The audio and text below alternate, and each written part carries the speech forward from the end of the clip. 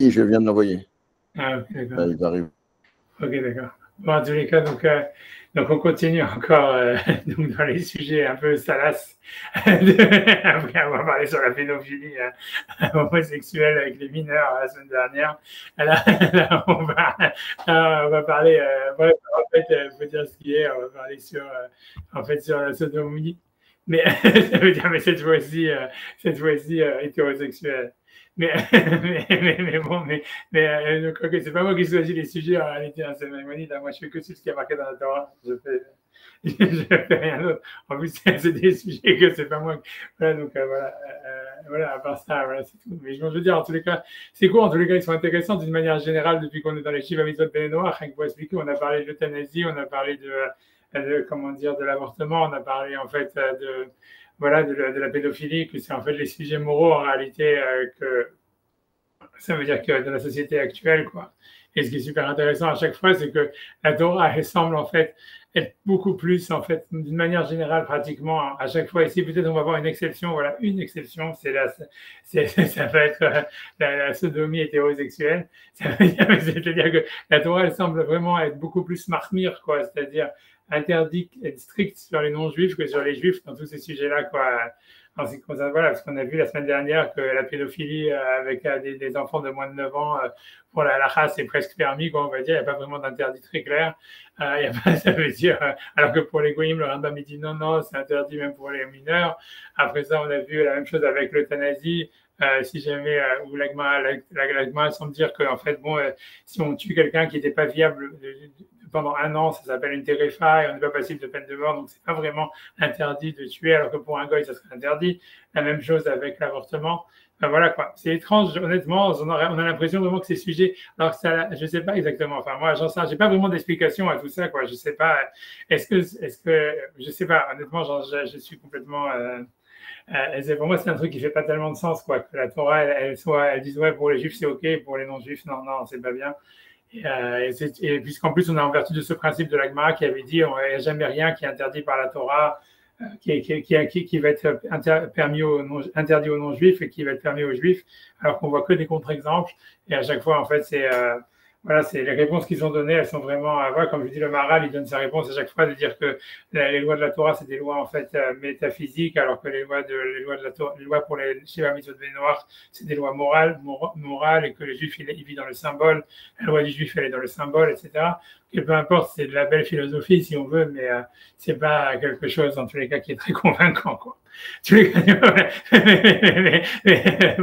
en tout cas, donc ici, on continue. Voilà, donc, en fait, donc là, on va parler. Donc, voilà, donc, en fait, ici, c'est un sujet quand même super intéressant, quand même, puisque c'est là, en fait, c'est là où, en fait, il y a c'est comment dire, ça veut dire une connexion entre le juif et le non-juif. Dans des halakhot, ça veut dire il y a une sorte de, comment dire, voilà, comment dire, de collusion entre les lois des Noirs et les lois de la Torah.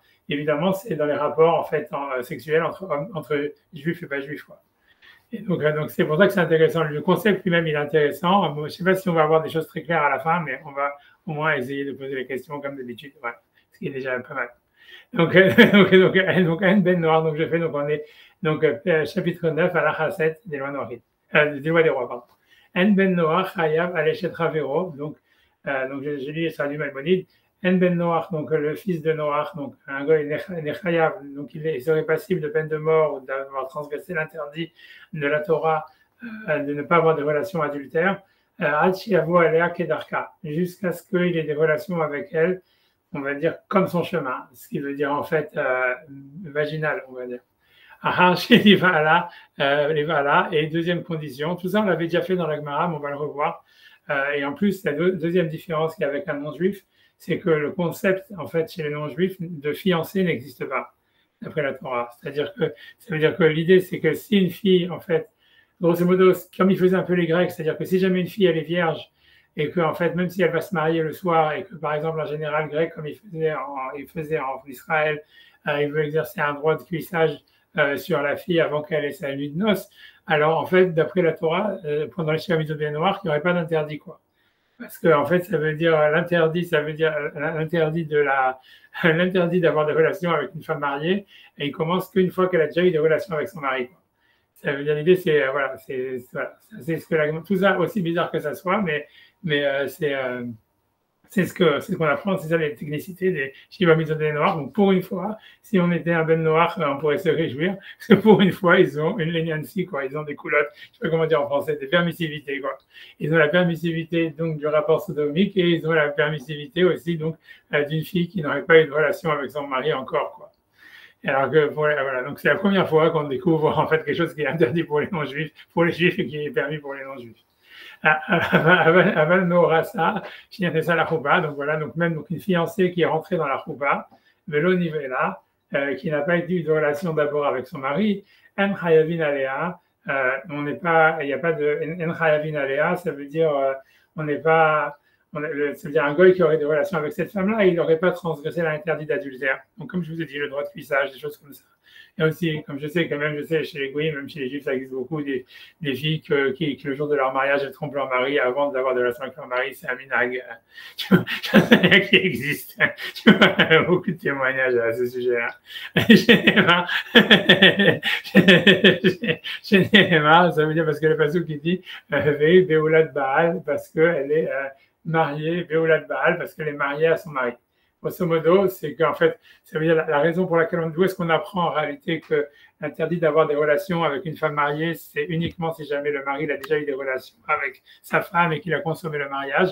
On apprend d'Abraham Avinu, c'est-à-dire que quand, en fait, ça veut dire, a priori, ça veut dire que quand, ça c'est, je pense, c'est dans le passage d'Avimelech, c'est quand la deuxième fois, pas avec Pharaon, mais je pense que c'est quand le roi Avimelech, il a pris la femme, il a pris Sarah, qu'Abraham, il avait encore fait passer pour sa sœur.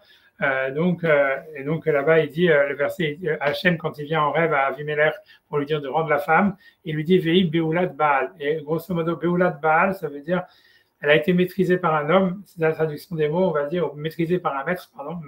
Et ça voudrait dire grosso modo, en fait, dans le jargon de la Torah, ça veut dire en fait qu'elle elle est pas vierge, quoi. Elle a eu des relations sexuelles. Voilà. Et donc on voit de là que l'interdit pour Avimelech d'avoir des relations avec Sarah, ça aurait été uniquement parce que Abraham avait consommé le mariage. Mais sinon, alors il n'y aurait pas eu d'interdit. Tu vois, voilà. Tu vois, ça veut dire, il y a beaucoup, je pourrais épiloguer sur ça, il y a de quoi dire, hein, si vous voulez, je peux vous dire. Déjà, le truc, c'est dans les commentateurs que sûrement vous n'allez jamais entendre parler, mais c'est quand même des commentateurs qui existent, qui se posent la question en disant pourquoi est-ce que Hachem, il a eu besoin de dire en rêve à Abimelech que le mariage entre Abraham et Sarah avait été consommé, est-ce que lui, il n'a pas été capable de se rendre compte, quoi, si elle était vierge ou pas, etc. Et c'est une question, à mon avis, surtout que c'est à rajouter avec la question qui dit qu'Abraham, il était toum-toum, ça veut dire qu'il avait un sexe qui était, on va dire, recouvert par une membrane. Et tu vois, donc c'est pas du tout, ça veut dire c'est pas du tout clair, cette histoire que Hachem, il dit dans le rêve, elle a eu des relations. Voilà, c'est pas du tout clair, c'est pas du tout clair. Exactement, le fait même qu'on a besoin de le mentionner, c'est un peu bizarre, quoi, on va dire. Et peut-être ça veut dire en fait que voilà, whatever, tu vois, c'est simplement, il y a de quoi parler, quoi. Voilà. Aussi étonnant que par exemple Pharaon, lui, il a pas eu le même rêve, quoi. Ça veut dire que donc est-ce que c'était Pharaon le premier? On n'en sait rien, tu vois. Et ça veut dire, j'arrête ici les supputations, mais elles existent en tous les cas, la Torah met le doute. Donc, en tout cas, quoi qu'il en soit, je fais la parenthèse ici, qui n'est pas notre sujet, mais on va revenir à ça, n'ayez pas peur, c'est tout intéressant. Comme ils disent dans les vidéos YouTube, ne veut plus rester jusqu'à la fin parce que au niveau 6, vous allez avoir des surprises. Donc, voilà, donc en tous les cas, donc c'est ça l'histoire. Maintenant, le problème, c'est ça. Ça veut dire, comme je vous ai dit, des fois, il peut y avoir une collusion entre les lois noachides et les lois de la Torah. Et donc, puisqu'on voit, donc encore une fois, que, a priori, pour un ben noir, la sodomie, c'est permis. Et en fait, deuxièmement, c'est qu'il faut que la fille, elle ait eu des relations déjà avec son mari pour être interdite. Et maintenant, que va-t-il se passer si, par exemple, un non-juif a des relations sodomiques avec une femme mariée juive, tu vois? Ou que va-t-il se passer si jamais un non-juif il a des relations avec une femme fiancée juive.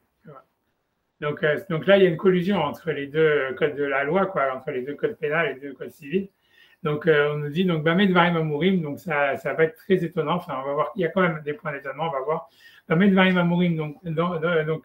est-ce qu'on dit cette loi? Donc, pour le goy, la sodomie, ok, et que voilà, la fiancée, le mariage, ça veut dire un mariage non consommé n'a pas de valeur. Beven Noach, Sheba Albat Noach. Tout ça, c'est quand c'est un non-juif qui a des relations avec une fille non-juive. Aval Akoum, mais un Akoum. Donc, aussi, ce qui était étonnant, on va voir qu'en plein milieu de la halakha, Maïmonide, il change la terminologie. Jusqu'à maintenant, il parle de Ben Noach, et là, il va parler en fait de Akoum ou de Goy, ça dépend des versions. Mais en tous les cas, il change la terminologie. On va voir dans les commentateurs, alors sa mère qui va parler de ça. En tout cas, il dit Aval Akoum, mais donc quelqu'un qui fait l'idolâtrie, Abba l'israélite, qui a des relations avec une femme juive, Ben Kedarka, Ben Shelo Kedarka, que ce soit, on va dire Kedarka vaginal, Ben Shelo Kedarka, que ce soit par sodomie, Chayav, il sera passible de peine de mort. Maintenant, pourquoi il y a un point d'étonnement? Pourquoi c'est pas très clair? Enfin, c'est clair, mais ce qui est un peu étonnant déjà, c'est pas un peu étonnant, mais c'est-à-dire, en fait,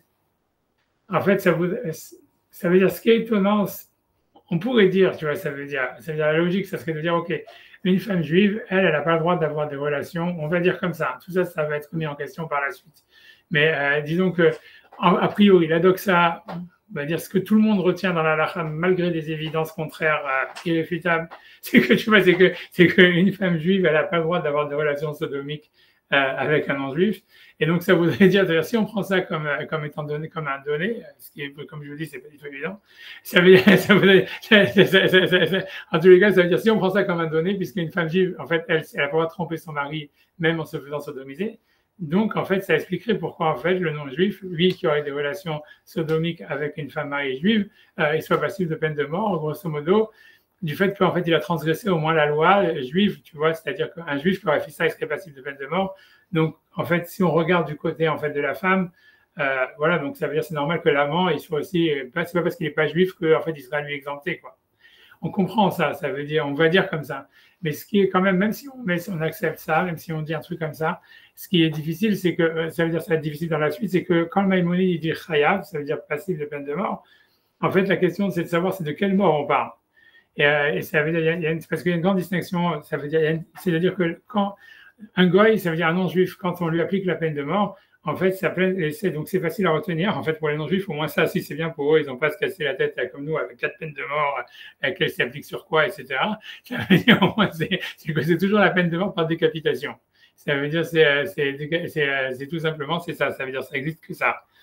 Et peu importe pourquoi, ça veut dire, si tu veux, comment dire, il y a beaucoup d'exégèses sur ça. Je pense qu'on va en parler peut-être quand Maïmonide y arrivera, mais grosso modo, c'est la peine de mort par décapitation. Et du fait, par exemple, ici, que Maïmonide dit que si jamais un non-juif, il a des relations sodomiques avec une femme mariée juive, il est chayav, et qu'il a cité ça en disant, il le compare à un non-juif qui aurait des relations avec une femme mariée non-juive. Donc, on a l'impression, ça veut dire la manière dont ça se lit, ça voudrait dire qu'il est passible de peine de mort par décapitation. Et ça, pourquoi c'est étonnant? Ok, parce qu'on peut dire encore comme ça, on peut dire ok, même si, ça veut dire encore une fois, parce que pour moi, je veux simplement parler du côté technique, tu vois, c'est que ça veut dire, c'est même s'il y a une collusion en réalité entre ici le code pénal juif et le code pénal non juif, et qu'ok, on va dire, comme la femme non juive, c'est un adultère au niveau de la femme, qui n'a pas le droit de tromper son mari, même d'une manière sodomique, etc., donc il est passible de peine de mort. Ok, après tu peux dire, il faut faire une deuxième étape et dire, ok, bien que normalement la peine de mort, parce que la peine de mort qui serait appliquée normalement à l'adultère chez les juifs, c'est la strangulation. On va dire quelle différence, mais c'est une différence. Hein. Ça veut dire.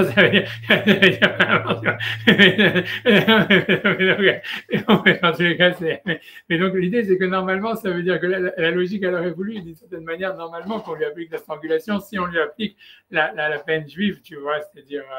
Donc, a priori de Maïmonide, on a l'impression, on regarde les armes mémoires, qu'on a l'impression qu'on va lui appliquer la peine de mort, la décapitation, qui est la peine de mort réservée normalement aux non-juifs. Donc, c'est-à-dire en fait qu'on fait un concept hybride. Ça veut dire, on va dire, ok, normalement, la sodomie, c'est pas en fait un interdit sexuel chez les non-juifs. Maintenant, comme il a fait avec une femme juive mariée, ça devient un interdit. Ah, on devrait lui appliquer la loi juive qu'il est passible de peine de mort. Oui, on va l'appliquer, mais on ne va pas lui appliquer la mort juive, on va lui appliquer la mort non juive qui est la décapitation. Continuons, tu vois, dans la suite. puisque donc il y a deux cas en réalité. Il y a le cas, en fait, puisqu'on a vu que le non-juif, il avait deux exemptions. La première, c'est la sodomie, la deuxième, c'était le mariage non consommé. Donc maintenant, qu'est-ce qui se passe si un non-juif, il a des relations avec une femme juive, fille mariée, qui a reçu du kiddushin, et donc dont le mariage n'a pas été consommé, quoi. Comme les Grecs, ils faisaient avec les femmes juives à l'époque. Donc, Vemaïta Neara Mourassa, donc si jamais c'était une jeune fille fiancée, Niskal Alea, qui est dîné Israël. Donc là, on lui fait la lapidation, comme les jugements des Juifs. Donc là, vous voyez qu'il y a une contradiction, ça veut dire parce que, donc, a priori, c'est le même cas que tout à l'heure, sauf qu'on n'est plus dans la sodomie, on est dans le mariage non consommé. Et donc, normalement, si on devait appliquer la logique de dire, en fait, voilà, ça veut dire on fait un concept hybride, ok, on lui applique la peine de mort, mais on va lui mettre la peine de mort qui est prévue dans le code civil des Chéramides des Noirs. Donc le type, normalement, il ne devrait pas se faire lapider, il devrait se faire décapiter. Et donc voilà, c'est un problème. Et là encore, le problème, et là encore, tu vois, ça c'est encore un problème, et le problème il s'accentue encore dans la lacha d'après, parce que donc, la Nara Mourassa, ça veut dire que dans le code civil juif, si vous voulez, il y a le mariage, c'est compliqué. Ça veut dire, il y a plein d'étapes. Ça veut dire, mais en fait, dans le mariage juif, en tous les cas, les relations sexuelles, elles sont zéro dans l'étape. Ça veut dire, il n'y a pas d'étape, si tu veux. Ça veut dire, dans le mariage juif, il y a deux étapes. C'est la fiancée, ça veut dire que quand la fille, elle a reçu les kiddushin, et donc, qu'à ce moment-là, dès qu'elle a reçu les kiddushin, si elle trompe son mari, donc, elle est passible de peine de mort. Ça veut dire elle est passible de lapidation, puisqu'on considère que tromper son mari quand on est fiancé, c'est plus grave que de tromper son mari quand on est marié, peu importe la raison. 10 milliards de raisons. Une des raisons pour laquelle la Gemara dit, c'est parce qu'elle dit que quand une femme elle est mariée, ça c'est la plus, on va dire, celle qui est marquée dans la Gemara, mais qui est la plus comique, on va dire. C'est parce qu'on dit que quand une femme, quand elle est mariée, donc en fait, elle a toujours peur que son mari il va l'attraper, tu vois. Mais quand elle est fiancée, comme elle vit pas dans la même maison et tout ça, donc elle a plus si tu veux, elle peut plus facilement le faire en cachette, quoi. Donc de là, on apprend que si quelqu'un fait une faute en ayant peur de se faire avoir, il est à moitié pardonné par rapport à celui qui l'a fait sans avoir peur de se faire avoir. Et tu vois, c'est ce que la Gemara dit. Puisqu'en fait, une fiancée qui trompe son mari, elle est passible de lapidation, qui est la mort la plus grave, enfin une des plus, voilà, plus grave. Et puisqu'après on est pendu et tout ça, quoi, c'est vraiment la lapidation, c'est vraiment le top level, quoi. Et tu vois, alors qu'une fois que si jamais une femme elle trompe son mari quand elle est déjà mariée, elle est simplement passible de strangulation. Donc, ok. Donc, mais ce que je veux dire, voilà, pour revenir à notre sujet, c'est que donc dans la Torah, le rapport sexuel n'a aucune valeur au niveau du mariage. Ce qui fait les deux étapes, c'est quand la fille elle reçoit les kiddushin, donc ça s'appelle fiancée, et ensuite quand elle va dans la choupa, ça s'appelle mariée, indépendamment que le type il ait des relations sexuelles ou pas, etc.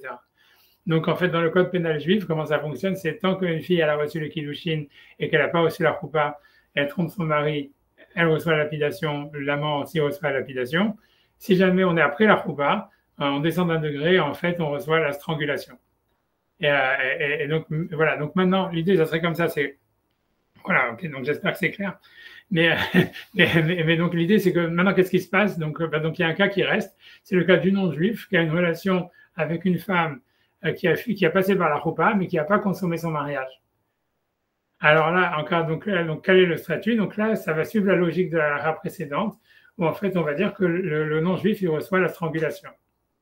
Et tout ça, donc, je vais répéter les papers, je vais récapituler après, tu vois, mais ça veut dire, en tous les cas, je finis, hein, que je dis, je traduis ce qu'il dit. Donc, Bar Alea, donc je suis 3 lignes avant la fin, donc, Bar Alea, Achash Nirnes à la choupa. Si jamais, donc, le non-juif, il a eu des relations avec la femme juive après qu'elle a eu la choupa, mais que le mariage n'avait pas été consommé, Arez et Bechenek, donc là encore, on lui applique la mort juive, c'est-à-dire la strangulation, qui est dîné Israël, comme s'il était juif. Voilà, donc par contre, tu vois évidemment le quatrième. Rambam, il avait déjà dit ça avant, mais encore une fois, il le répète encore une fois. Aval imba alechet Israël, maintenant, quatrième degré, c'est si jamais un non-juif, en fait, il a des relations avec une femme mariée juive après qu'elle a eu des relations avec son mari, ça veut dire bien que dans la halakha juive, ça fait aucune différence, puisque dans la halakha juive, la relation sexuelle, elle n'a aucun rôle dans le mariage. Donc on te dit, là, par contre, pour le non-juif, ça fait une différence. C'est comme s'il avait eu des relations avec une femme non-juive, de son ami, Chavero de son ami, donc Veyarak Besaïf, et donc là, le goy, il va être passible de décapitation. grosso modo, je vais récapituler, n'ayez pas peur, parce que je sais que c'est embrouillant. Vous avez les trucs, mais c'est-à-dire que c'est moi qui embrouille, j'en sais rien. Mais c'est-à-dire qu'en réalité, ça veut dire qu'il y a 4 étapes, quoi, grosso modo. Ça veut dire, bon, ça veut dire, je reprends tout. Le premier cas normal, donc un non-juif qui a des relations avec une femme non-juive mariée, de manière générale, ça veut dire il est exempté de punition si il a une relation sodomique et si ensuite il a si la relation avec une femme dont le mariage n'a pas été consommé. Ça, c'est la loi d'un non-juif avec une femme mariée non-juive. Maintenant, si jamais le non-juif il a des relations avec une femme juive mariée, donc ou fiancée, donc là, il y a 4 étapes. C'est si jamais en réalité la fille elle avait reçu les kiddushin, mais pas plus, donc à ce moment-là, le goy il est lapidé. Si jamais, et la femme aussi évidemment, si jamais ensuite, si jamais la femme elle avait eu la choupa mais elle n'avait pas eu de relation sexuelle, donc là le goy il est strangulé comme la femme aussi. Si jamais, par contre, maintenant, il y a une 4e étape, c'est si jamais la femme juive, elle avait eu des relations sexuelles avec son mari, donc à ce moment-là, le non-juif, il est décapité. Et, voilà. Et donc, tout ça, ça fait au niveau technique, ça fait pas tellement. Et c'est le même cas aussi, si jamais un non-juif, il aurait des relations avec une femme mariée, comment dire, sodomique, où là aussi, il est décapité, a priori. Ne me demandez pas quelle est la halakha si jamais un non-juif a des relations sodomiques avec une femme fiancée, parce que j'en sais rien. Et je pense que là, ça fait, si vous regardez ça veut dire dans les commentaires, ça veut dire là, sur les voir que les rabbinim, ils se sont tous d'accord, je vois, pour ouvrir des livres entiers, etc. Puisqu'on peut dire la chose et son contraire. Et voilà, donc ça, c'est un grand, voilà, c'est le genre de questions passionnantes. Et donc,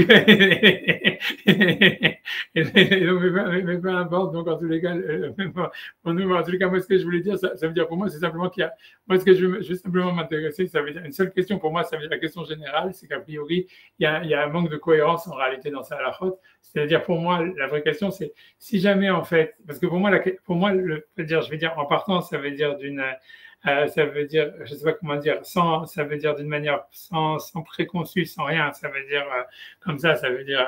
Moi, j'aurais compris, tu vois, que je comprends que à une condition. Je veux dire, je comprends que si la femme juive, pardon, mariée, elle a un interdit d'avoir des relations sexuelles avec un non-juif. Ce qui, encore une fois, je vais vous le dire, ça va être la surprise du chef, que c'est pas du tout évident. Mais disons que oui, ça veut dire qu'une femme juive mariée, elle n'a pas le droit d'avoir des relations avec un non-juif et qu'elle serait passible de peine de mort si elle le fait, etc. Ok, je comprends que le gars, il soit mis à mort, certainement, mais je comprends, moi, ma logique, elle aurait été de dire qu'on le met à mort par la décapitation parce que lui, ça reste un non-juif et toute la peine de mort qui est exercée sur les Sheva Mitzvot Noirs, elle est par décapitation, et du fait qu'il n'est pas juif, on ne peut pas lui appliquer une peine de mort qui est prévue dans la Torah, quoi. Mais disons, tu vois, ça veut dire, pour moi, ça aurait été ça la logique. Ça veut dire, je comprends que, par exemple, on dit, voilà, on va lui appliquer la loi que s'il a des relations avec une femme non juive mariée, avec une femme juive mariée, il est passible de peine de mort, même s'il a fait de la sodomie, même si le mariage n'a pas été consommé, parce que tu vois, parce que c'est ça la loi chez les juifs. Mais à mon avis, j'aurais dit, tu vois, que c'est logique de penser que la peine de mort qu'on lui applique, c'est la décapitation. Ce qui est vrai en tous les cas dans le cas de la sodomie. Mais c'est ça ce qui est difficile pour moi, c'est que dans les autres cas, dans le cas du mariage non consommé, on fait comme une sorte de mix. Tu vois, ça veut dire, on dit, ah oui, mais ça veut dire si jamais en fait il n'y avait que le kiddushin, alors on lui donne la lapidation. Si jamais en fait il y avait la choupa, on lui donne la strangulation. Et tout ça, ça ne marche pas, en tous les cas, avec l'histoire de la sodomie, quoi. C'est-à-dire, si tu vois, c'est si jamais, ouais, vas-y, tu as quelque chose? C'est un peu à côté, mais je me demande, est-ce qu'il y a le concept de hatra, comme ça, quand il y a quand c'est un non-juif qui est concerné? Parce que normalement, ça induit que les juifs, eux, ils connaissent la loi, ils transgressent directement. Enfin, bon, c'est à côté, hein, c'est pas Non, sur les peines, mais c'est c'est la sur leur question. application. Mais est-ce qu'il y a ça pour un non-juif? Ça me vient à l'idée, comme ça, je me dis. C'est la question de l'Agmara. L'Agmara pose la question. On va le faire d'ailleurs, je pense, dans les mots. Ou l'Agmara, on va faire. C'est l'Agmara, c'est pas une question bête du tout, c'est la question de l'Agmara. Donc, mais c'est pas tellement hors sujet, mais voilà. Mais on va le faire, je pense, puisqu'on va pas pouvoir faire l'économie de faire un petit peu d'Agmara. Mais ouais, l'Agmara elle pose la question. Mais l'Agmara, elle va dire que Ça veut dire, grosso modo, sur ça, la Gemara, elle va réappliquer sa logique à deux balles, tu vois. Ça veut dire, c'est-à-dire de dire que oui, en fait, comme un non-juif, l'idée, ça va être comme ça. C'est un petit peu à côté, mais on va le faire dans les mots dans la Gemara dans 2 minutes, mais je le dis quand même, malgré tout. C'est qu'en fait, la Gemara, elle va dire, en fait, mais si un non-juif, il avait des relations avec une femme non-juive mariée, il est mis à mort sans attra, s'il se fait avoir, évidemment. Et donc, tu vois, donc l'idée, c'est que pourquoi, s'il a une relation avec une femme juive, alors on va commencer à dire, il faut qu'il ait attra. Et donc, l'agma, elle va dire, comme elle veut poser ta question, elle va dire non, la atra, c'est sûr que c'est pas la peine il est mis à mort même sans atra, quoi. C'est ça ce que, voilà. Donc, l'agma, elle va appliquer ce truc-là de dire, tu vois, comme on dit, voilà, ça peut pas être pire s'il a des relations avec une femme juive que s'il avait une relation avec une femme non juive. Tu vois, c'est un peu qu'on va lui faire un peu la double peine, quoi. On lui dit, oui, la sodomie, normalement, avec une femme non juive, t'aurais été OK, mais là, avec une femme juive, c'était pas OK. Et en plus, tu vois, on va t'appliquer le chemin. Ça veut dire le truc en plus, tu n'as pas besoin d'attra parce que toi, tu es un non-juif. Donc, tu sais que la peine de mort, elle s'applique même si jamais il n'y a pas d'attra, quoi. La question est de dire comment lui il sait. Peu importe, tu as raison, tu vois. Mais si jamais il dit qu'il ne savait pas, il est exempté, tu vois. Mais il faut faire attra à la femme, non? Comment? Si on veut condamner la femme, il faut faire attra à la femme, de toute façon. Oui, si, ouais, bien sûr. Mais ça veut dire que tu peux avoir le cas. Et ça, est-ce qu'on va voir que ça, c'est le pire? Vous allez voir. La fin, n'ayez pas peur que la fin, elle va être encore pire que ce que vous croyez, quoi. Ça veut dire, mais t'as raison, ça veut dire que c'est vrai que ça veut dire que c'est vrai que pour la femme, il faut faire attra, quoi. Maintenant, ou attra, ou des choses comme ça. Mais ouais, peut-être que le mec, non, tu vois, c'est la question. Tu vois. Alors, l'idée, ça semblerait que pour la femme, oui, pour le mec, non. Ça veut dire que, tu vois, ça veut dire que dans un cas où le mec, il se fait avoir et tout ça, etc., la meuf, si jamais il n'y a pas attra et tout ça, donc, ouais, elle peut dire, ouais, j'ai oublié que c'était interdit. Mais le gars, il peut pas dire ça, tu vois. Ça veut dire les juifs, ils peuvent plaider. C'est encore un truc difficile, tu vois. C'est les juifs, ils peuvent plaider comme ça, comment dire, la maladie mentale, pas la maladie mentale, mais j'en sais rien qu'ils ont Alzheimer ou Shalom, ou j'en sais rien qu'ils ont, tu vois, qui sont, comme on appelle ça, amnésiques, tu vois. Et un gars, il peut pas plaider l'amnésie, quoi. C'est un peu le contraire de l'histoire de. C'est lui qui avait défenestré une femme juive, j'ai oublié son nom, qui avait dit qu'il était sous l'emprise du hashish. Tu vois, ça veut dire. Tu vois, en fait, pour nous consoler, on peut se dire que voilà, les goïms, ils nous font ce que nous, on leur ferait si jamais c'était marqué on appliquait la Torah. Donc voilà, ça peut nous consoler un peu, quoi. Tu vois,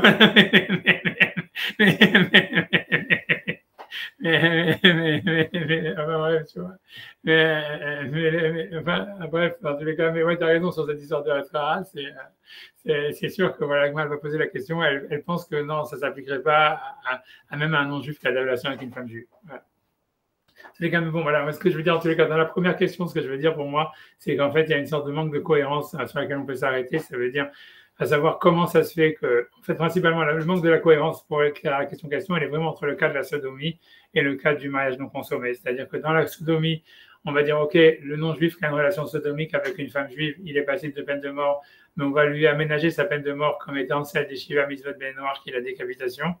Alors que si jamais, en fait, il a des relations avec une femme juive dont le mariage n'a pas été consommé, si elle est fiancée, par exemple, on lui donne la lapidation. Et si jamais il y a eu la choupa, on lui donne la strangulation, qui sont des morts qui n'existent pas chez les non-juifs. Et donc, comment ça se fait? Puisque pourquoi on n'aménage pas sa mort? Voilà. Comment répondre à cette ça veut dire cette anomalie en fait technique au niveau de la. Déjà, ça c'est la première chose. Voilà, la deuxième chose, on va voir la deuxième question. Elle apparaît plus quand on fait la Gemara. Donc, je vais faire la Gemara et j'arrive donc. Ouais, donc une seconde. Parce que, comme d'habitude, un petit peu locataire. J'arrive.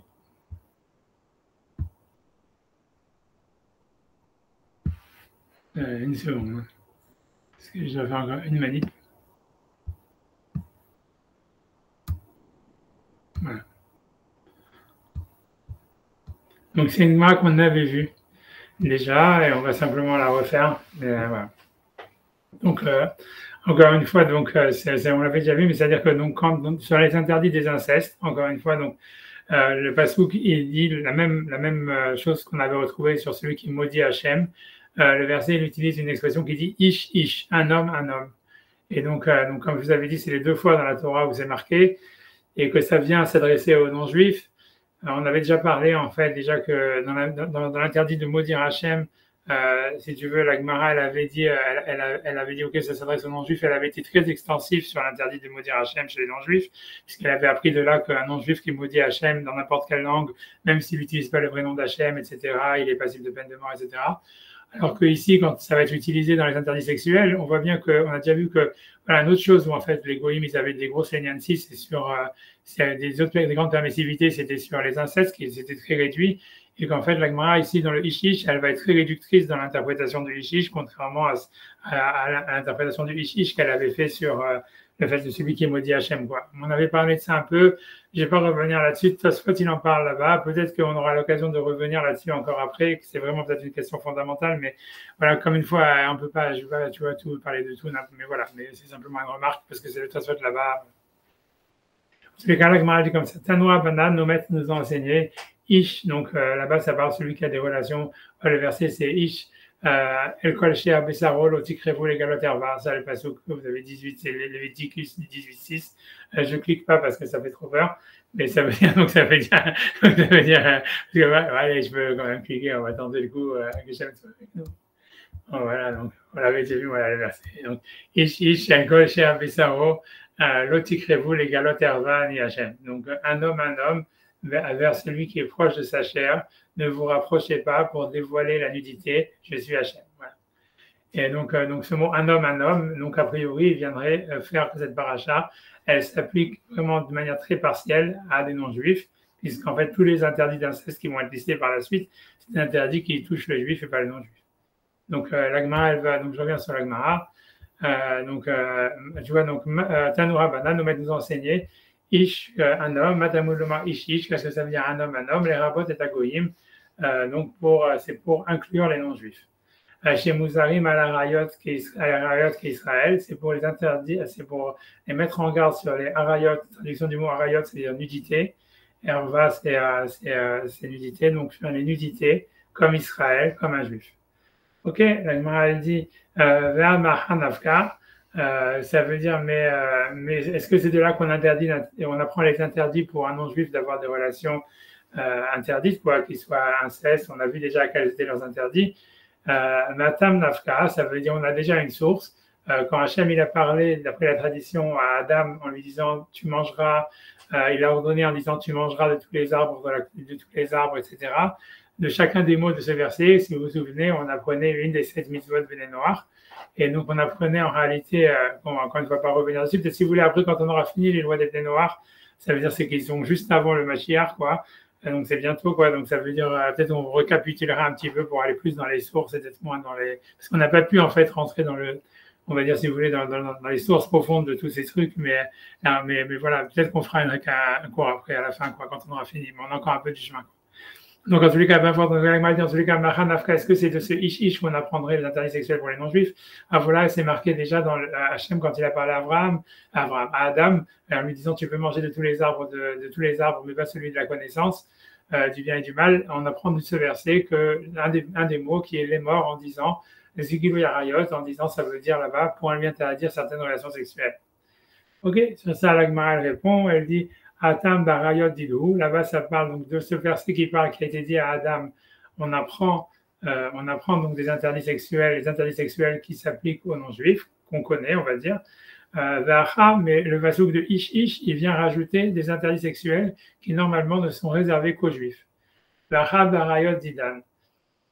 Et donc, puisqu'on parle donc des interdits sexuels qui normalement ne sont qu'aux juifs, des Katané Sefa, puisque le verset est dit à la fin, puisque la Braïta, il est dit à la fin, c'est ce qu'on apprend de ce Ishish, c'est Baal Arayot Israël, c'est que si jamais donc il a des relations avec une nudité juive, Nidon Bédiné Israël, il est jugé dans les jugements des juifs. Ok. Les Maïl Kheta, et sur ça la Gemara elle va dire, donc un petit peu ce qu'il avait voulu dire Yves. Tu vois, au début la Gemara voulait dire les Maïl Kheta, ça veut dire qu'est-ce que ça vient nous apprendre? Amarav Nachman, Amarav Baravu, Alonitzrecha, Elalaïda, Veidim, Vatra.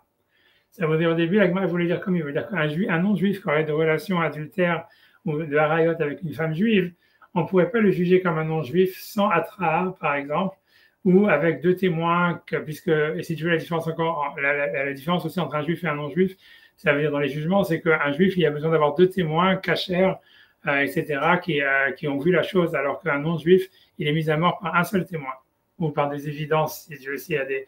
Donc voilà, donc c'est le Edim Vatra, Eda, ça veut dire en fait que la peine de mort pour un juif, elle peut être faite que par 23 juges. Ça veut dire il faut un Quand on veut appliquer la peine de mort, il faut au moins un Beddin qui a au moins 23 juges. Alors que chez les non-juifs, il semblerait que même un seul juge est suffisant pour appliquer la peine de mort. Donc, ça, on apprendra de chance de l'Arabam, il va en parler. Mais en tous les cas, ce que l'Agma voulait dire au début, ça voudrait dire comme il voulait dire, ça veut dire que si jamais un juif, c'est un non-juif, il aurait eu le malheur d'avoir des relations avec une femme juive mariée, alors, ok, on lui donne au moins cette lignée-ci, ça veut dire qu'il doit être, pour être mis à mort, il faut qu'il ait reçu des avertissements à 2 témoins cachers et qu'il soit jugé par 23 personnes. Et sur ça, l'Agma, elle va refuter ça en 2 mots, en disant migra gara. Ça veut dire, est-ce que ça peut être pire que s'il a des relations avec une femme non juive? Ça veut dire grosso modo que si jamais ce type-là il faisait l'adultère, parce que grosso modo c'est sûr que ça serait un incentif pour un non-juif d'avoir des relations avec des femmes juives, parce qu'il dit voilà, si jamais je me trompe, je me fais avoir parce que j'ai trompé avec une femme non juive, alors ok, je me fais mettre à mort par un seul juge sans avertissement et avec un seul témoin. Par contre, si jamais j'ai des relations avec une femme juive, voilà, il y a besoin de 23 juges qui soient au moins 12 d'accord pour mettre à mort. Après, il faut 2 témoins cachers, puis je peux être averti, je veux dire que j'étais amnésique et tout ça. Donc voilà, donc ça veut dire avec Mali, c'est impossible que ça soit ça ce que la Torah elle veut dire. Migra gara, ça veut dire que ce serait pire, quoi. Ça veut dire qu'on inciterait à avoir des relations avec une femme juive mariée. Et là, Rav Nachman, Rabbi Yochanan, donc c'est pour ça que Rabbi Yochanan, il dit non. Donc en fait, le verset de Ish Ish, c'est un Xerata Katouf, donc c'est un décret pour nous dire que non, qu'il est passible de peine de mort sur une femme fiancée. Tu vois, c'est ça ce que ça rajoute, grosso modo. C'est la seule chose que la paracha, elle rajoute. Ça veut dire que elle dit, et là, Rabbi Yochanan, mais Rabbi Yochanan, il dit, l'onitzkecha, ça veut dire on en a besoin, c'est le verset qui a dit Ish Ish, pour ajouter donc un interdit qui n'est pas normalement dans le code pénal des Shiva Mitzvot Noach, c'est si jamais en fait le non-juif il a une relation avec une femme, comme on a vu, fiancée, ou dont le mariage n'a pas été consommé, et là où en fait là il est passible de peine de mort. Et l'onitzkecha il a l'enahara meurasa, et donc c'est simplement pour le cas. Donc le cas c'est quelqu'un qui a une relation avec une femme fiancée juive, il dit que pour eux ils seraient complètement exemptés. Puisqu'on a vu encore une fois que pour un non-juif, c'est l'interdit, c'est que si le mariage a été consommé. Mais nous, on va le juger s'il a des relations avec une femme fiancée à un juif, suivant notre jugement, mais pas avec des témoins, etc. Ok, peu importe, tu vois. Bon, bref, l'Agma, elle continue tout ça, elle va simplement élaborer sur cette histoire-là, de dire, voilà, que c'est comme il dit le Rambam, quoi, que si jamais, en fait, elle est fiancée, si jamais elle est fiancée, si jamais elle est fiancée, si jamais elle a eu la choupa, donc si elle est fiancée, il va être lapidé. Et si jamais en fait il a eu la choupa, il va être comment dire étranglé. Et, sinon, il va avoir la décapitation. Si jamais, si jamais il y a eu des relations sexuelles. Mais tu vois, pour moi, ce qui est intéressant de cette histoire-là, c'est que quand la Gemara, en fait, elle essaye de trouver en fait un cas, de savoir qu'est-ce que la Torah a voulu nous rajouter comme interdit sexuel chez les non-juifs qui serait applicable quand il a relation avec une juive. On va expliquer le ishish que sur ça. Elle trouve que le cas de la femme fiancée. Et la question qui est évidente, c'est pourquoi est-ce que la Torah, la Gemara n'a pas dit oui, et c'est aussi pour la sodomie, tu vois. Puisque là, c'est le deuxième cas, c'est la sodomie, puisqu'un non-juif, tu vois, qui a des relations sodomiques, il est exempté, et pas quand il a une relation avec une femme juive, tu vois. Ça veut dire la Gemara, elle a passé complètement sous le silence l'histoire de la sodomie. Et cette question, c'est pas ma question, c'est la question du Rabbi Yosef Karo. C'est une question, tu vois, qui a été, ça veut dire qui pose problème, quoi, grosso modo, où en fait, il y a des difficultés en fait on trouve pas de réponse claire. Ça veut dire parce que si tu veux, ce que Maïmonide dit que si une femme, un non-juif, il a des relations sodomiques avec une femme juive mariée, il est passible de peine de mort. C'est-à-dire, c'est pas contesté, mais en fait, de la Gemara, on a l'impression que c'est pas vrai, parce que sinon la Gemara aurait dû le dire, tu vois. Et donc ça, c'est une question. C'est une deuxième question. Donc, je répète encore les 2 questions qu'on a techniquement. Ça veut dire la première question, c'est que, et encore une fois, c'est beaucoup basé sur l'histoire de la sodomie, mais c'est-à-dire que la première question, c'est que comment ça se fait si jamais, en fait, on dit que quand un non-juif, il a des relations avec une femme si un non-juif, il a des relations avec une femme juive mariée, alors on lui applique, en fait, si jamais elle était fiancée et que le mariage n'a pas été consommé, alors on va lui appliquer la loi juive, la mort juive, donc c'est-à-dire soit la lapidation s'il n'y avait pas eu la choupa, soit la strangulation s'il y a déjà eu la choupa. Alors que en ce qui concerne la sodomie, on dit non, il est passible de peine de mort, il est décapité comme un non-juif. Et la deuxième question, d'une manière générale, qui peut être liée à la première, c'est de dire comment ça se fait que la Gemara elle passe complètement ici sous silence l'histoire de la sodomie. Voilà, bref, ça peut pas être une question de truc, mais on va avoir deux réponses, en fait, si vous voulez, sur ça, deux explications. Et après ça, et voilà, après ça, vous allez voir un truc encore plus débile, quoi. Là, à la fin, voilà. Donc, la première réponse, en tous les cas, qu'on va voir, c'est la réponse du Or Sameach. Lui, en fait, il va sortir un truc complètement, ça veut dire, voilà, et on va voir la réponse du Or Sameach. Je vais pas sans faire aujourd'hui, mais qui va être très, très étonnante, on va dire, voilà, donc j'arrive. Je saute un peu le Rabbi Yosef Karo qui pose cette question. Et voilà. Donc,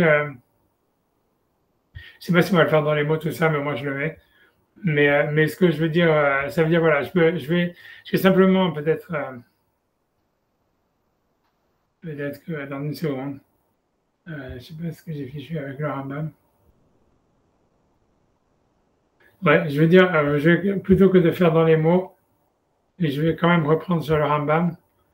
Et je vais reprendre le Rambam pour vous expliquer sur un point sur lequel alors sa mère il s'arrête. Et je vais simplement, voilà, qu'on en a parlé. Mais si vous voulez, c'est qu'au niveau de la terminologie, dans Maïmonide, et en fait, il y a vraiment comment dire, un point qui se retrouve vraiment dans toutes les... Parce que si vous voulez, cette halakha de Maïmonide, elle a été énormément censurée chez les non-juifs. Pourquoi? Parce qu'en fait, si tu veux, la sodomie, c'est un sujet très sensible chez les musulmans. Et donc en fait, il y a beaucoup de versions. Même Rabbi Yosef Karo, quand il fait il a vachement, ça veut dire lui-même en fait, il s'embrouille. Il y a eu beaucoup de censure là-dessus.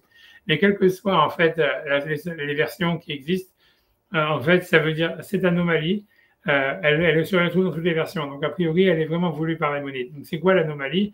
C'est le changement de terminologie quand on parle en fait d'un non-juif. C'est-à-dire que au début donc de la halakha, il appelle le non-juif le Ben Noach, et comme il le fait depuis le début du chapitre. Donc, un Ben Noach, Hayav el Ravero, etc. Donc, un Ben Noach, il est Hayav sur la femme de son ami, Achiavoela, Kedarka, etc. Bref. Et ensuite, quand il parle tout ça, ça parle donc des relations du Ben Noach quand il a des relations avec une femme mariée, un non-juif. Et ensuite, quand il parle de ce Ben Noach, a priori, qui a des relations avec une femme juive, il change la terminologie et il utilise le mot akum, qui veut dire celui qui sert à l'idolâtrie, ou bien goy, suivant d'autres versions. Et la question est de savoir c'est pourquoi est-ce que Maïmonide il a changé ici la terminologie. Et alors, à cause de ça, ça veut dire, et à cause des questions qu'on a dit, c'est-à-dire que la question, c'est-à-dire les deux questions qu'on a dit, c'est pourquoi est-ce que le goy, si on lui applique le jugement juif, on va lui mettre la décapitation plutôt que la peine de mort juive. Et en plus, on voit que dans la Gemara, si tu veux, la peine de mort, elle n'est pas mentionnée sur un non-juif qui sodomiserait une femme juive. Donc, d'où est-ce qu'elle serait la source, en fait, de cet interdit? À cause de ces deux questions et de ce changement de terminologie, alors sa mère lui va dire un très grand chidouche. Et alors le chidouche, tu vois, ça veut dire de quoi il parle. Donc, en fait, parce que j'aurais peut-être dû citer la source, mais on avait déjà fait, si vous voulez, je ne sais pas si vous vous souvenez, cette halakha dans le Maïmonide, qui était une halakha où Maïmonide n'avait aucune source, qui était super étonnante. Mais je ne sais pas si vous vous souvenez, mais Maïmonide, dans les lois d'interdit sexuel, il disait que si jamais il y avait un juif qui avait des relations avec une femme non juive et qu'elle se faisait avoir, alors, grosso modo, on mettait à mort la femme non juive. Parce que quoi? Parce que c'était à cause de, je pense que Sylvain a coupé parce qu'il y a des clients là-bas. Tu vas dire ça. Ça veut dire qu'on mettait à mort, ça veut dire qu'on mettait à mort la femme non juive. Pourquoi? Parce qu'en fait, c'était toujours une honte pour le juif qu'on va dire, ah, voilà, c'est à cause de cette femme non juive que ce type-là, il a eu, si tu veux, ou il a trompé sa femme, ou bref, même si l'interdit, en réalité, il n'est pas, si tu veux, comment dire, il n'est pas du tout très clair. Mais voilà, quoi, grosso modo, c'est parce que voilà, c'est trop la honte. C'est pas dire que si jamais un juif, il avait eu des relations avec un animal, qu'on tue l'animal. Ça, c'est ce que Maïmonide, il avait dit. Là-bas, dans les lois des interdits du mariage, une halakha qui est même pas, je pense pas qu'il ramène dans Shulchan Aruch, qu'une halakha que je sais pas du tout est-ce que Maïmonide il a sorti. En tous les cas, peu importe, tu vois. Ça veut dire que, en tous les cas, Maïmonide, il dit ça. Et donc, ce qu'il va dire, lui, leur Saméar, c'est que lui, il pense que ça s'appliquerait aussi, en fait, à une femme mariée et juive qui aurait eu des relations avec un homme, avec un non-juif, quoi. Et que donc, l'idée, ça voudrait dire que lui, ce qu'il veut dire, c'est que la raison pour laquelle, en fait, lui, ce qu'il veut dire, c'est comme ça, c'est puisqu'on voit dans la Gemara que la Torah... C'est Quelqu'un? Ah. puisqu'on voit dans la Gemara, Bon, voilà. puisqu'on voit dans la Gemara que l'interdit de la sodomie n'est pas mentionné. Donc en fait, comme étant la chose que la Torah a ramenée avec le verset de Ish Ish, donc ça veut dire en réalité qu'il n'existe pas au fond. Et donc en fait, le problème, c'est quoi? C'est pourquoi est-ce qu'ici, donc Maïmonide, il dirait qu'un non-juif qui a des relations sodomiques avec une femme mariée juive, pourquoi est-ce qu'il serait mis à mort? Il serait mis à mort parce qu'en fait, c'est la honte pour la femme juive, tu vois, d'avoir trompé son mari avec ce type-là, si tu veux. Et donc il faut l'éradiquer. Et donc c'est pour ça en fait qu'il faut lui couper la tête, tu comprends? Comme dans la même logique que si un juif il avait fait ça avec une non-juive, on le ferait. Et maintenant, lui, il veut dire que cet interdit-là, cette chose-là, on le ferait que si le non-juif, il n'a pas accepté sur lui les 7 mitzvot ben noir. Mais si jamais le juif, en réalité, la personne qui a eu des relations avec cette femme mariée, c'est un juif qui a accepté les 7 mitzvot ben noir, or on sait qu'un juif qui a accepté sur lui, un non-juif qui a accepté les 7 mitzvot ben noir, on a une mitzvot de lui donner de la tzedaka, etc. Donc il y a certaines mitzvot. Donc ça veut dire qu'on doit ça veut dire on le traite comme un être humain si on veut, mais même plus quoi. Ça veut dire qu'on a des mitzvot principalement de lui donner la tzaka ou de l'aider, etc. Donc l'archioto. Donc c'est sûr qu'on peut pas le mettre à mort juste comme un animal, quoi. Il n'a pas le statut d'animal. Et donc il dit c'est pour ça en fait que Maïmonide, quand il a parlé du non-juif qui a des relations sodomiques avec une femme mariée juive, il a utilisé la terminologie de akum. Ça veut dire pas de ben noir. C'est-à-dire qu'en fait, ça serait un truc spécifique qui, si tu veux, qui s'applique, tu vois, uniquement au Akoum. Ça veut dire un non-juif qui n'a pas accepté les 7 mitzvot ben noir. Et donc voilà, donc ça c'est la réponse, si vous voulez. Donc voilà, je dis oralement, en fait, ça c'est la réponse du Or Samer. Donc on a déjà vu le Rav Simra Meir de Dvinsk, je crois, 19e siècle. Et donc, enfin, 19e, 20e, quoi.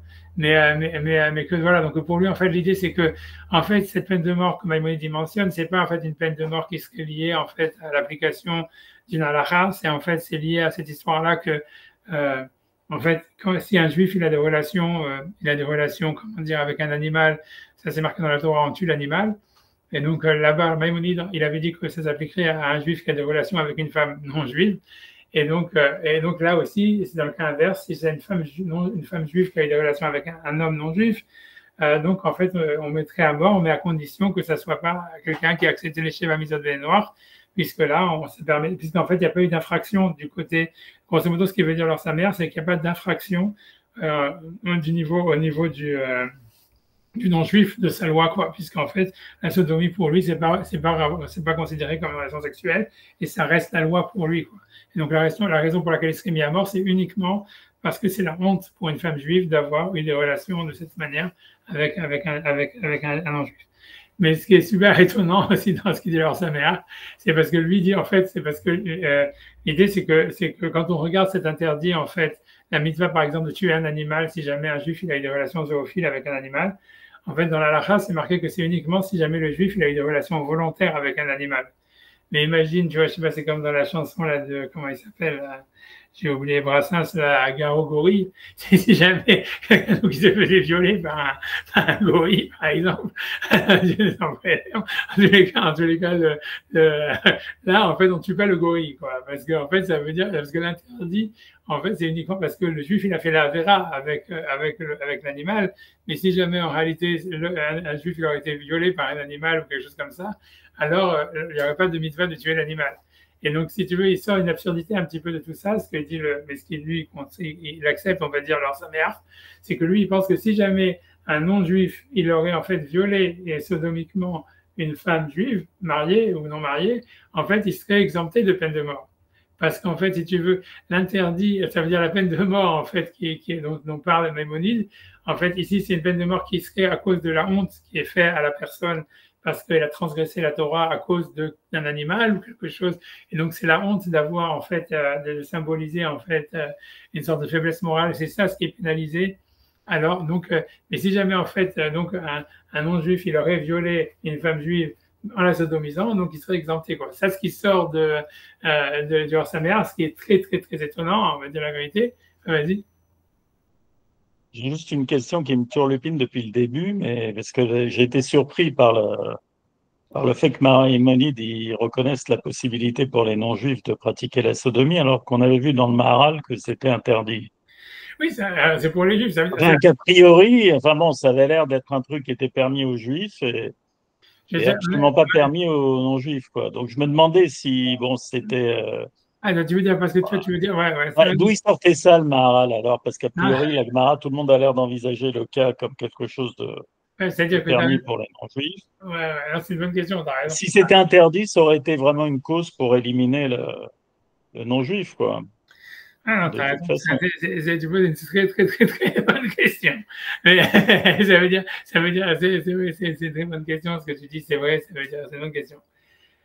Parce que tu vois, en fait, t'as raison. Si ça serait interdit, d'où ça serait la cause de dire que ça serait interdit? En fait, ça serait parce que ça serait de l'onanisme. C'est ça ce que ça voudrait dire. Tu vois, ça serait un peu, on a l'impression, tu vois, puisque ça veut dire, ça voudrait dire, tu vois, ça veut dire, c'est vrai que je me souviens du Maral qui avait parlé de ça, qui avait dit blablabla. Je me souvenais, je pense que lui, en fait, quand il parlait, c'était au niveau de l'onanisme qu'il parlait de ça. Je pense, tu vois, c'était parce que lui, en fait, lui, en fait, il faudrait regarder. Je sais pas si vous voulez regarder, on peut regarder. Hein. C'est sûr que tu as raison que le Maral, lui, il avait dit. C'était très clair, hein. Tu avais même dit que tu plaignais la femme du Maharal. Oui, non, Il parce y que avait lui, tout lui un parce que, éloge sur la oui, non, parce sodomie. que, oui, il faisait un Après éloge sur la sodomie pour tout le un Talmid truc. Chacham. Voilà, pour le Talmid Chacham. Il disait voilà que ça veut dire que pour lui, ça veut dire qu'un Talmid Chacham, il devait faire souffrir son partenaire sexuel. Et que et lui, il avait tout un truc comme ça, même BDSM, tu vois. Mais je me souvenais pas mais c'est vrai qu'au niveau des goïms, il avait dit qu'il y avait quelque chose de négatif. Mais je me souvenais pas, je me rappelle plus s'il disait que c'était interdit ou. C'est sûr qu'il était parti de là, puisque la question elle est venue des goïms. Et donc lui il reconnaissait aux goïms. C'est question de matière et de forme, donc il Oui, donnait toute une oui. explication, enfin, suivant sa, C'est toujours ça. Mais c'est vrai, tu sa as ligne raison. d'explication à lui entre matière et forme que nous, on pouvait le pratiquer parce que Ouais, c'est on vrai avait que. plus trait à la forme et eux, en tant que matière, c'était pas possible, quoi. Enfin Ouais, bon, non, mais t'as raison, ça veut dire, you're right, ça veut dire, tu poses une bonne question, il faudrait regarder le Maral. Le truc, tu vois, c'est parce que est-ce que je vais chercher le Maral, j'ai peur, tu vois, tu vois, de le retrouver, il faut le retrouver, etc. J'ai peur. peut-être on peut faire le cours et voir Ah, ouais, s'il me on reste faudra un petit peu prendre, de voilà, temps à la peut-être fin pas pour tout. Ouais, vous cinq regardez minutes pour juste pour la fin. regarder ce passage du Maral, Ouais, quoi. non, t'as raison, t'as raison. Mais c'est sûr que, parce que si tu veux, parce que la question, c'est moi sans savoir ce que le Maral en ayant oublié, quoi. Je pense que voilà, non, je comprends pourquoi on dit que les Juifs sont amnésiques, c'est parce qu'on a tellement de choses à se rappeler que c'est sûr qu'on oublie toujours quelque chose. Et tu vois, alors que les Goïms, ils ont pas 613 000 fautes constamment à mémoriser. Donc, tu vois, mais le truc, c'est que, mais je pense que, à mon avis, ça veut dire, en fait, par rapport à ce qui vient dans l'esprit maintenant, ça veut dire que c'est sûr que ça veut dire l'idée, c'est que si jamais il y avait un interdit pour les non-juifs, ça serait plutôt lié en fait à l'onanisme, tu vois. Et c'est sûr qu'en fait, ouais, ça serait ça. Ouais, ça veut dire ça. S'il y avait un problème, ça serait de ce côté-là, puisque a priori, R et Onan, ça veut dire, c'est peut-être pas un statut de juif encore. Et on voit bien que voilà, les gens du Maboul, ils ont été détruits à cause de la masturbation. Et là, a priori, ça veut dire comment tu vas faire une différence entre la sodomie et la masturbation, quoi. Mais puisqu'en fait, dans les deux cas, si tu veux, le sperme, il n'est pas fécondant, quoi. Il est pas. Donc c'est pour ça, c'est ça ta question. Ça veut dire ça, moi, c'est comme ça que je la vois, ta question. Je ne sais pas si le Maral, c'est de là qu'il parle là-bas, si j'ai plus de souvenirs. Mais voilà, mais ça veut dire que, c'est pour ça qu'en fait, l'idée, c'est de dire ça veut dire, selon ce qu'il dit le Maïmonide, dans tous les cas, ce qui sort et ce qui s'en met de la halakha, on va dire simple, ça veut dire en fait qu'il y a une différence quand même, tu vois. Ça veut dire entre la sodomie et la masturbation, parce que dans la sodomie, il y a un rapport sexuel, quoi. Ça veut dire même si le sperme n'est pas fécondant, du fait que en fait voilà, il y a une pénétration ou quelque chose comme ça. Je ne sais pas ce qui va définir le rapport sexuel, mais en tous les cas, on va appeler quelque part appeler un rapport sexuel, quoi. Et ça ne rentrerait pas dans la règle de l'onanisme. C'est ça ce que ça veut dire. C'est ça ce que tu peux déduire en tous les cas de cette histoire-là. Et ce que tu dis, c'est un très bon point, quoi, parce que c'est pas du tout évident dans la lara. Tu vois, c'est pas du tout évident dans la lara, cette histoire. Parce que tu vois, mais bon, t'as raison, ta question est très bonne en tous les cas. Ce que je veux dire, c'est une très bonne question. C'est vrai. C'est à moi je sais plus ce que le Maral dit. Mais en tous les cas, si tu veux structurer ça, c'est surtout pourquoi ça serait pas de l'onanisme, quoi. Pourquoi ça serait pas interdit à cause de l'onanisme ou des choses comme ça. Tu vois, mais a priori, si toi tu peux dire en fait que l'onanisme c'est interdit uniquement quand quelqu'un ne veut pas avoir d'enfant du tout, voilà, c'est ce que ça la première chose que tu pourrais dire. Ou bien, tu vois, ça veut dire ce qui est obtenu dans la quoi, ce que le Rama dit dans le Shulchan Aruch. Parce que tu peux avoir les rapports avec une femme stérile, c'est pas interdit, ou les rapports avec une femme ménopausée, c'est pas interdit. Donc, Ouais, non, c'est ça, c'est un truc comme ça. C'est-à-dire, c'est deux choses, tu vois. Ça veut dire, ouais, tu peux dire, si tu veux, moi, c'est vraiment tu vois, c'est un autre sujet, quoi. Mais c'est parce que c'est sur la relation, qu'est-ce qu'on appelle, tu vois, en fait, qu'est-ce qu'on appelle masturbation, quoi. Ça veut dire, c'est-à-dire, tu peux dire, si tu veux, il y a deux choses, si tu veux, là-dedans, il y aura deux choses qui pourront être dites. Si tu veux, il y a une manière de dire, en fait, c'est que l'onanisme, c'est uniquement quand quelqu'un ne veut pas avoir d'enfants du tout, mais qu'en fait, si jamais il a des enfants ou il veut avoir des enfants, mais qu'il va il va pratiquer la masturbation ou la sodomie ou des choses comme ça, c'est pas interdit. C'est ça la manière de dire, tu vois. Ça veut dire que R et Onan, en fait, c'est pas simplement ça veut dire il mettait le sperme à l'extérieur. Ça veut dire le problème, c'est parce qu'en fait, ils voulaient pas avoir d'enfants du tout, quoi. Donc c'était ça le problème. Et s'ils avaient voulu en avoir, ne serait-ce qu'un ou deux ou j'en sais rien, donc soit il n'y a plus d'interdit, ça serait peut-être ça l'idée, quoi. Mais deuxième idée, ça serait de dire en fait que voilà quoi, ça veut dire que comme il y a une réponse sexuelle, Erwonan, a priori, peut-être qu'ils avaient même pas de relation sexuelle du tout, et que voilà, donc c'est pour ça que c'est interdit, mais si jamais il y a une relation sexuelle, même si elle est en fait, on va dire, sodomique ou n'importe quoi, ça s'appellerait déjà plus de la masturbation, quoi. Un truc comme ça, tu vas pas entrer là-dedans. Mais bon, c'est une bonne question, en tout cas, si on regardera le moral après, quoi. C'est une bonne question. Mais en tout cas, ce qu'il dit Maïmonide, tu vois, sur la sodomie, c'est marqué dans la Gemara ailleurs, quoi. Ça veut dire, c'est pour ça la question, elle est plus d'où est-ce qu'il sort que s'il le fait avec une femme juive, il est passible de peine de mort, parce que sur de la Gemara, on peut en déduire que s'il serait exempté, tu vois. C'est pour ça, encore une fois, pour revenir à la sur où est-ce qu'on en était, c'est pour ça que leur Saméach, lui, veut dire en fait que non, ça serait la peine de mort dont il est question, c'est pas une peine de mort qui est une application, en fait, des Sheva Mitzvot Noach, etc. C'est une peine de mort parce que c'est la honte pour un juif, tu vois, pour une femme juive d'avoir eu des relations, d'avoir trompé son mari avec un non-juif. Et donc, à cause de ça, on le met à mort. Et on le ferait que si jamais, en fait, le non-juif en question, c'est quelqu'un qui n'a pas accepté les 7 mitzvot de Ben Noir. Et c'est pour ça qu'il y a marqué Akoum mais pas Ben Noir, quoi. C'est la réponse du Orsaner. Et comme je vous dis, l'absurdité là-dedans, c'est que si jamais le Hakoum, il aurait violé la femme juive, on ne le mettrait pas à mort, parce que comme elle n'a pas fait de faute avec lui, donc en fait, elle ne serait pas mise à mort, quoi. Mais c'est pas absurde aussi que ça, puisqu'en fait, il semblerait, à chaque fois, toujours, la Gemara considère que, en fait, si tu veux, le mal spirituel, il est beaucoup plus grave que le mal physique. Et donc, ça veut dire qu'un non-juif qui séduirait une femme juive mariée pour qu'elle ait des relations volontaires avec lui, si tu veux, c'est normal qu'il soit plus mis à mort qu'un non-juif qui violerait une femme juive, quoi. Parce que dans un cas, il a perverti moralement, dans l'autre cas, il n'a pas perverti moralement, quoi. Je sais que tu vois, c'est pas dans la morale d'aujourd'hui, mais c'est ça, ça serait ça la logique derrière, quoi. Bref, tu vois, mais en tous les cas, tout ça, en tous les cas, dans Maïmonide, si c'est ça l'intention de Maïmonide, ça reste quand même très, on va dire, ça veut dire, tu vois, parce qu'il n'a pas parlé de tout ça, tu vois, ça veut dire, ça reste très, ça reste, on va dire, très, comment dire, ça veut dire voilà, voilà, c'est très ambigu, quoi. Il aurait dû le dire tout ça, il aurait dû dire, la seule chose qu'on voit dans Maïmonide, c'est parce qu'il dit Akoum au lieu de Ben Noach. Et voilà, donc mais bon, c'est une explication. Si vous voulez, on peut le faire dans les mots. Ouais, je vais essayer de le faire dans les mots si vous voulez, 2 secondes. Je l'avais mis ici tout à l'heure, une seconde. Je vais. Une seconde, laissez-moi une seconde. Je vais en faire une partie dans les mots, quoi, quand même. Voilà, si vous voulez. Donc, là, c'est leur Saméach. Donc, il dit je vais commencer à partir, je vais pas trop vous saouler, mais je fais Omnam les dati. Donc, je vais simplement. Donc, après, on va poser plus ou moins les questions qu'on a dit. Donc, lui, il va dire Omnam les dati, ça veut dire, à mon avis, il est possible. Bisvarat Rabbeinu, ça veut dire dans la logique de notre maître, c'est-à-dire Maïmonide, car ainsi, des passages Bilchot Isurebia, puisqu'il avait tranché dans les lois des interdits sexuels, des Israël chez Balam Norchit, qu'un juif parlait de relation avec une non-juive, Tiareg, elle devait être mise à mort. Et ils ont rajouté entre parenthèses Bisman Abaïd à l'époque du Beth Amikdash, à cause que voilà, pour pas que, encore une fois, Yipne, Sheval et Israël, Dakala Yada, puisque donc un juif, parce que à cause il s'est arrivé sur le juif une embûche à cause d'elle. On a vu, c'est le langage qui est utilisé aussi quand on met à mort un animal. Si un juif il a eu des relations ou une juive avec un animal. Et Oyan Sham, regarde là-bas, et très bien. Et Imken, si c'est ainsi, Bovet Gilulim, donc ça veut dire un non-juif qui fait pas le signe de noir. Chez Baal israélite qui a des relations avec une femme juive, et Pnema et Norginoto. Pourquoi on ne le tuerait pas? Donc, voilà, donc Lomar, et donc il faut dire la différence, ça serait de dire que chez Ané Israël, chez Balakoutit, Ça veut dire que c'est différent. Cette loi, elle est appliquée simplement sur un juif qui a des relations avec une non-juive. Pourquoi De'ave Abizraï ou De'arayot? Ça veut dire parce que c'est Abizraï ou De'arayot, ça veut dire ça serait quelque chose de secondaire des harayot, des interdits de harayot. Ce qui veut dire, il veut dire que bien que normalement avoir des relations avec une femme non juive, c'est quand même interdit rabbinique, mais on sait que si jamais quelqu'un le fait en public, alors c'est passible de peine de mort, puisqu'il y a Kanaïm Pogimbo. Donc c'est un interdit grave qui est vraiment une honte pour un juif, si tout le monde le sait qu'il a eu des relations voulues avec une non juive.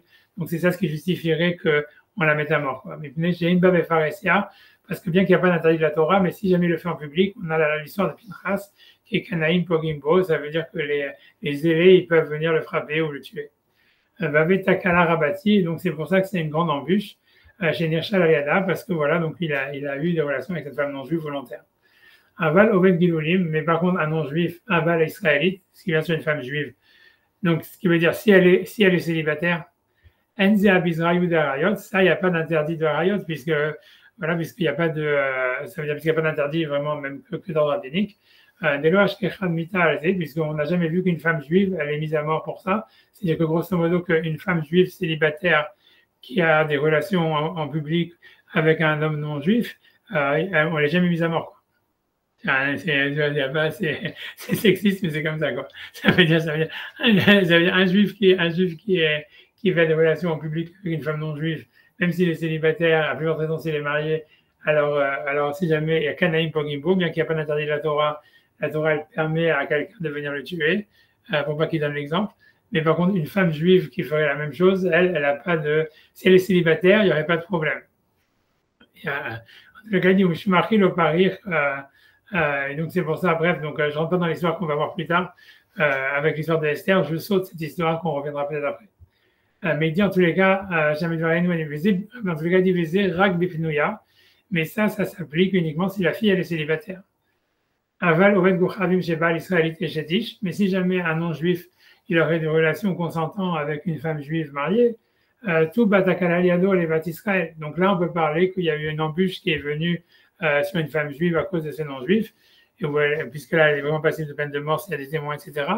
Donc, Imken Nerak, et c'est pour ça qu'on tue le non-juif, Ben Kedarka, que ce soit des relations sodomiques, Ben Shelo Kedarka, que ce soit des relations normales, vaginales, Midam Sheba Takala Liado, les Israélites, puisqu'il y a eu en fait ça veut dire une embûche qui est à cause de lui sur une femme juive. Donc, Mo Anirvat la BMA, comme une femme juive qui aurait des relations avec un animal, chez Orgin et BMA, qu'on doit tuer l'animal, comme c'est un masou de la Torah. Les Kevan de Mishum Takala, et puisque c'est pour ça en fait qu'il y a cette peine de mort qu'on applique aux non-juifs, donc parce que simplement il a fait à cause de lui, ça fait la honte à la femme juive qui a eu des relations en fait volontaires avec cet homme. Avait l'Oshane Ben Kedarka et Shelo Kedarka. Donc on ne fait pas de distinction si c'était des relations normales ou sodomiques. Et le Gaba israélite, puisqu'en ce qui concerne la femme juive, elle la verra, elle l'a fait dans les deux cas. Le Gaba israélite, un nafkamina, voilà, il n'y a aucune différence chez les juifs entre des relations normales et sodomiques. Uva la takala yede awed gilulim. Et donc, puisque donc elle a fait une avéra à cause des non-juifs, Orgin Gamoto, donc on le tue lui aussi. Ou le faisait, et selon ça, il t'arrête d'Afka et Israélite Bezadon. Donc lui dit, dans ce cas-là, ça serait simplement si la femme juive, elle était volontaire. L'As Batri Ouvmita avait, donc, puisque donc, elle est passible de peine de mort, puisqu'elle a voulu tromper son mari. La Vetakala, ou même si on ne la met pas à mort, mais en tous les cas, il y a le concept qui est là. Et donc, c'est encore une honte pour elle, etc. Moi, chez Passak, comme Rambam il avait dit, Israël Sheba Loved Gilulim, qu'un Israël qui a des relations avec une non-juive, Dafka Bezadon, on tue la femme non-juive que si jamais le juif il l'a fait volontairement. Moi, je sais pas ça, Gabé Bema, comme on l'a dit dans ce qui concerne l'animal, avec Aleph, Al-Hayutred, Vedok. Comme je vous ai dit, pour exclure quelqu'un qui se ferait violer par un gorille, qu'on ne met pas avant le gorille. Et Magasa, j'ai les fanenu Adika, Mekou Venet Merod.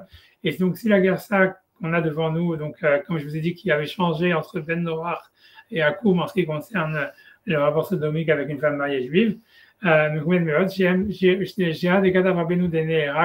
donc selon ce qui a marqué, donc on tue Bébal israélite, quand il a des relations avec une femme juive d'une manière sodomite, avec Davka Bovet Gelulim, ça parle simplement d'un goy qui pratique l'idolâtrie chez Loki Bel Shiva Mitzvot, qui n'a pas reçu sur lui les 7 mitzvot. Aval Gertoshav, mais si c'était un Gertoshav qui acceptait les 7 mitzvot de noir, et non Nerag, on ne le tue pas. Mais Sham Pashut, et aussi là-bas c'est clair, des Bad Gertoshav, voilà, puisque le din de Gertoshav, par exemple, il ne s'applique pas de Kanaïn Pokimbo, il ne s'applique pas à la Gertoshav, comme je l'avais dit, c'est ce que j'avais écrit à Rembrandt pour merder un petit peu. Et tu vois que c'était pas sûr qu'un juif ne pouvait pas se marier avec une musulmane ou même avec une chrétienne si jamais, en fait, on dit que le christianisme, c'est pas une idolâtrie, quoi. C'est pas du tout clair qu'il y a un interdit birmal, quoi.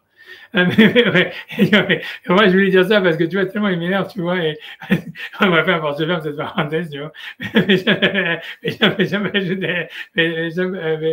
juste des bagues Gertoshav, Enkanaïn Pokimbo, Velo Avetakala. Donc, c'est sûr que si jamais donc, on parle d'un Gertoshav, là, on ne mettrait pas à mort, même si, donc, si la fille, elle était dans le cas d'un juif qui a eu des relations avec une Gertoshav, on ne met pas la Gertoshav à mort, parce que c'est pas une embûche, puisque voilà, c'est pas un interdit vraiment clair. Et la même chose ici, si jamais la femme, elle trompe son mari avec un Gertoshav, là aussi, on ne peut pas dire qu'on va le mettre à mort, parce que si c'est de manière sodomique, parce qu'en fait, lui, il n'a pas transgressé en fait son code de la loi. C'est pour ça qu'au début de l'Alaha, il parle toujours de Ben Noach, ou Vezé Katav ou Ben Giloulim, et c'est pour ça que quand il a parlé de la sodomie, il a parlé simplement d'un juif d'un non-juif qui pratique l'idolâtrie, un bal israélite qui a des relations avec une femme juive. Aïnou Sheno Gertoshav, ça veut dire que ça parle que de quelqu'un qui ne serait pas un Gertoshav, qui est Shelo Kedarka, voilà, dans le cas des rapports sodomiques, Mishum Takala Baliado, à cause donc de l'embûche qui est venue à cause de lui. Les Israélites, la femme juive, avec Gertoshav, des mitzvahs l'achioto, mais un Gertoshav que nous on a une mitzvah de lui donner la tzedaka, donc c'est sûr qu'on ne peut pas le tuer comme ça, comme un animal. Ça veut dire, voilà, c'est les droits de l'homme, voilà. Et non, on ne peut pas le juger comme un animal. Et non, on ne peut pas le tuer parce qu'un juif a fait une affaire à cause de lui. Des Israélites d'Afka. Parce que des Israélites, puisque la femme juive peut-être qu'elle sera mise à mort parce qu'elle a trompé son mari d'une manière volontaire, mais le mec, on lui fera rien, quoi. Selon leur sa mère, quoi. Ça veut dire si jamais une femme juive, elle trompe son mari de manière volontaire avec un Gertoshav, donc on va dire avec un musulman, qui aurait accepté les chamises de noirs, alors elle est mise à mort, mais le musulman, lui fait rien, quoi. Parce que pour lui, d'après les chaînes de noirs, la sodomie, c'est pas considéré comme un rapport sexuel. Voilà, bref, donc ça, c'est l'avis comment dire, les faveurs. Il y a des avis complètement encore plus inverses qui vont bien vous faire rigoler par la suite. En tout cas, ça c'est l'avis donc ça, c'est l'avis du hors sa mère. Maintenant, notre avis, notre réponse, intéressant, donc qui vient du Chemdat Israël, comme je vous dis, c'est un rabbin qu'on a déjà cité pas mal de fois, qui a beaucoup parlé sur les chemises de noirs, ou bien un rabbin du 19e siècle, c'est celui qui a écrit les Chemdat, j'ai oublié, on l'a vu déjà son nom, bon, je vais pas rechercher maintenant, peu importe. Alors, ce que lui dit, donc, lui, il va commencer à remarquer, ça veut dire quelque chose, une remarque intéressante, même très intéressante, sur ce sujet-là. Ça veut dire que, il faut maintenant que j'arrive à récupérer le Rambam, une seconde. Voilà. Et donc, je descends, je scroll. Et en fait, ça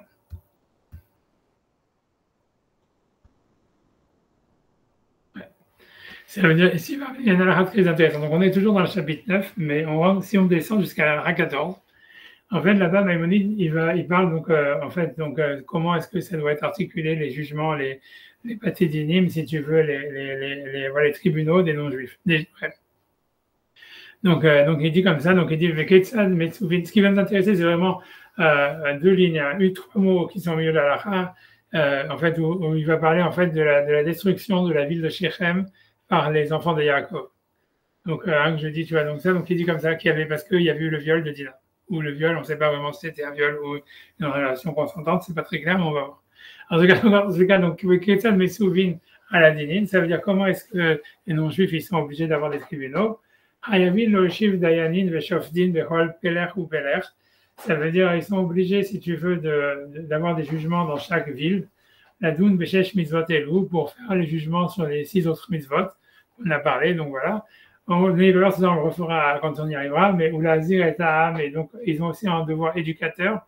Ça veut dire ils n'ont pas simplement un devoir pénaliste. Ça veut dire c'est pas simplement ils ne vont pas simplement appliquer la loi, mais il y aura un rôle pédagogique, tu vois, l'azir et ta'am, ça veut dire préventif. tu vois, à ce que les lois elles soient en fait c'est-à-dire voilà, que les infractions n'arrivent pas, quoi. Le but, selon le Rambam, mais ça on verra après, que le but du Beit Din chez les Goïms, c'est pas simplement d'appliquer la loi, c'est aussi de prévenir à ce que l'infraction n'arrive pas, quoi. Bon. ולהזהיר את העם, ובן נוח שעבר, בן נוח שעבר על אחד משבע מצוות אלו, donc on a vu donc le ben noir qui a transgressé une des 7 mitzvot, Yarek Bessaïf, donc sa peine de mort c'est par la décapitation, comme on en a déjà parlé. Dans tous les cas, mais c'est ça la phrase qui nous intéresse. C'est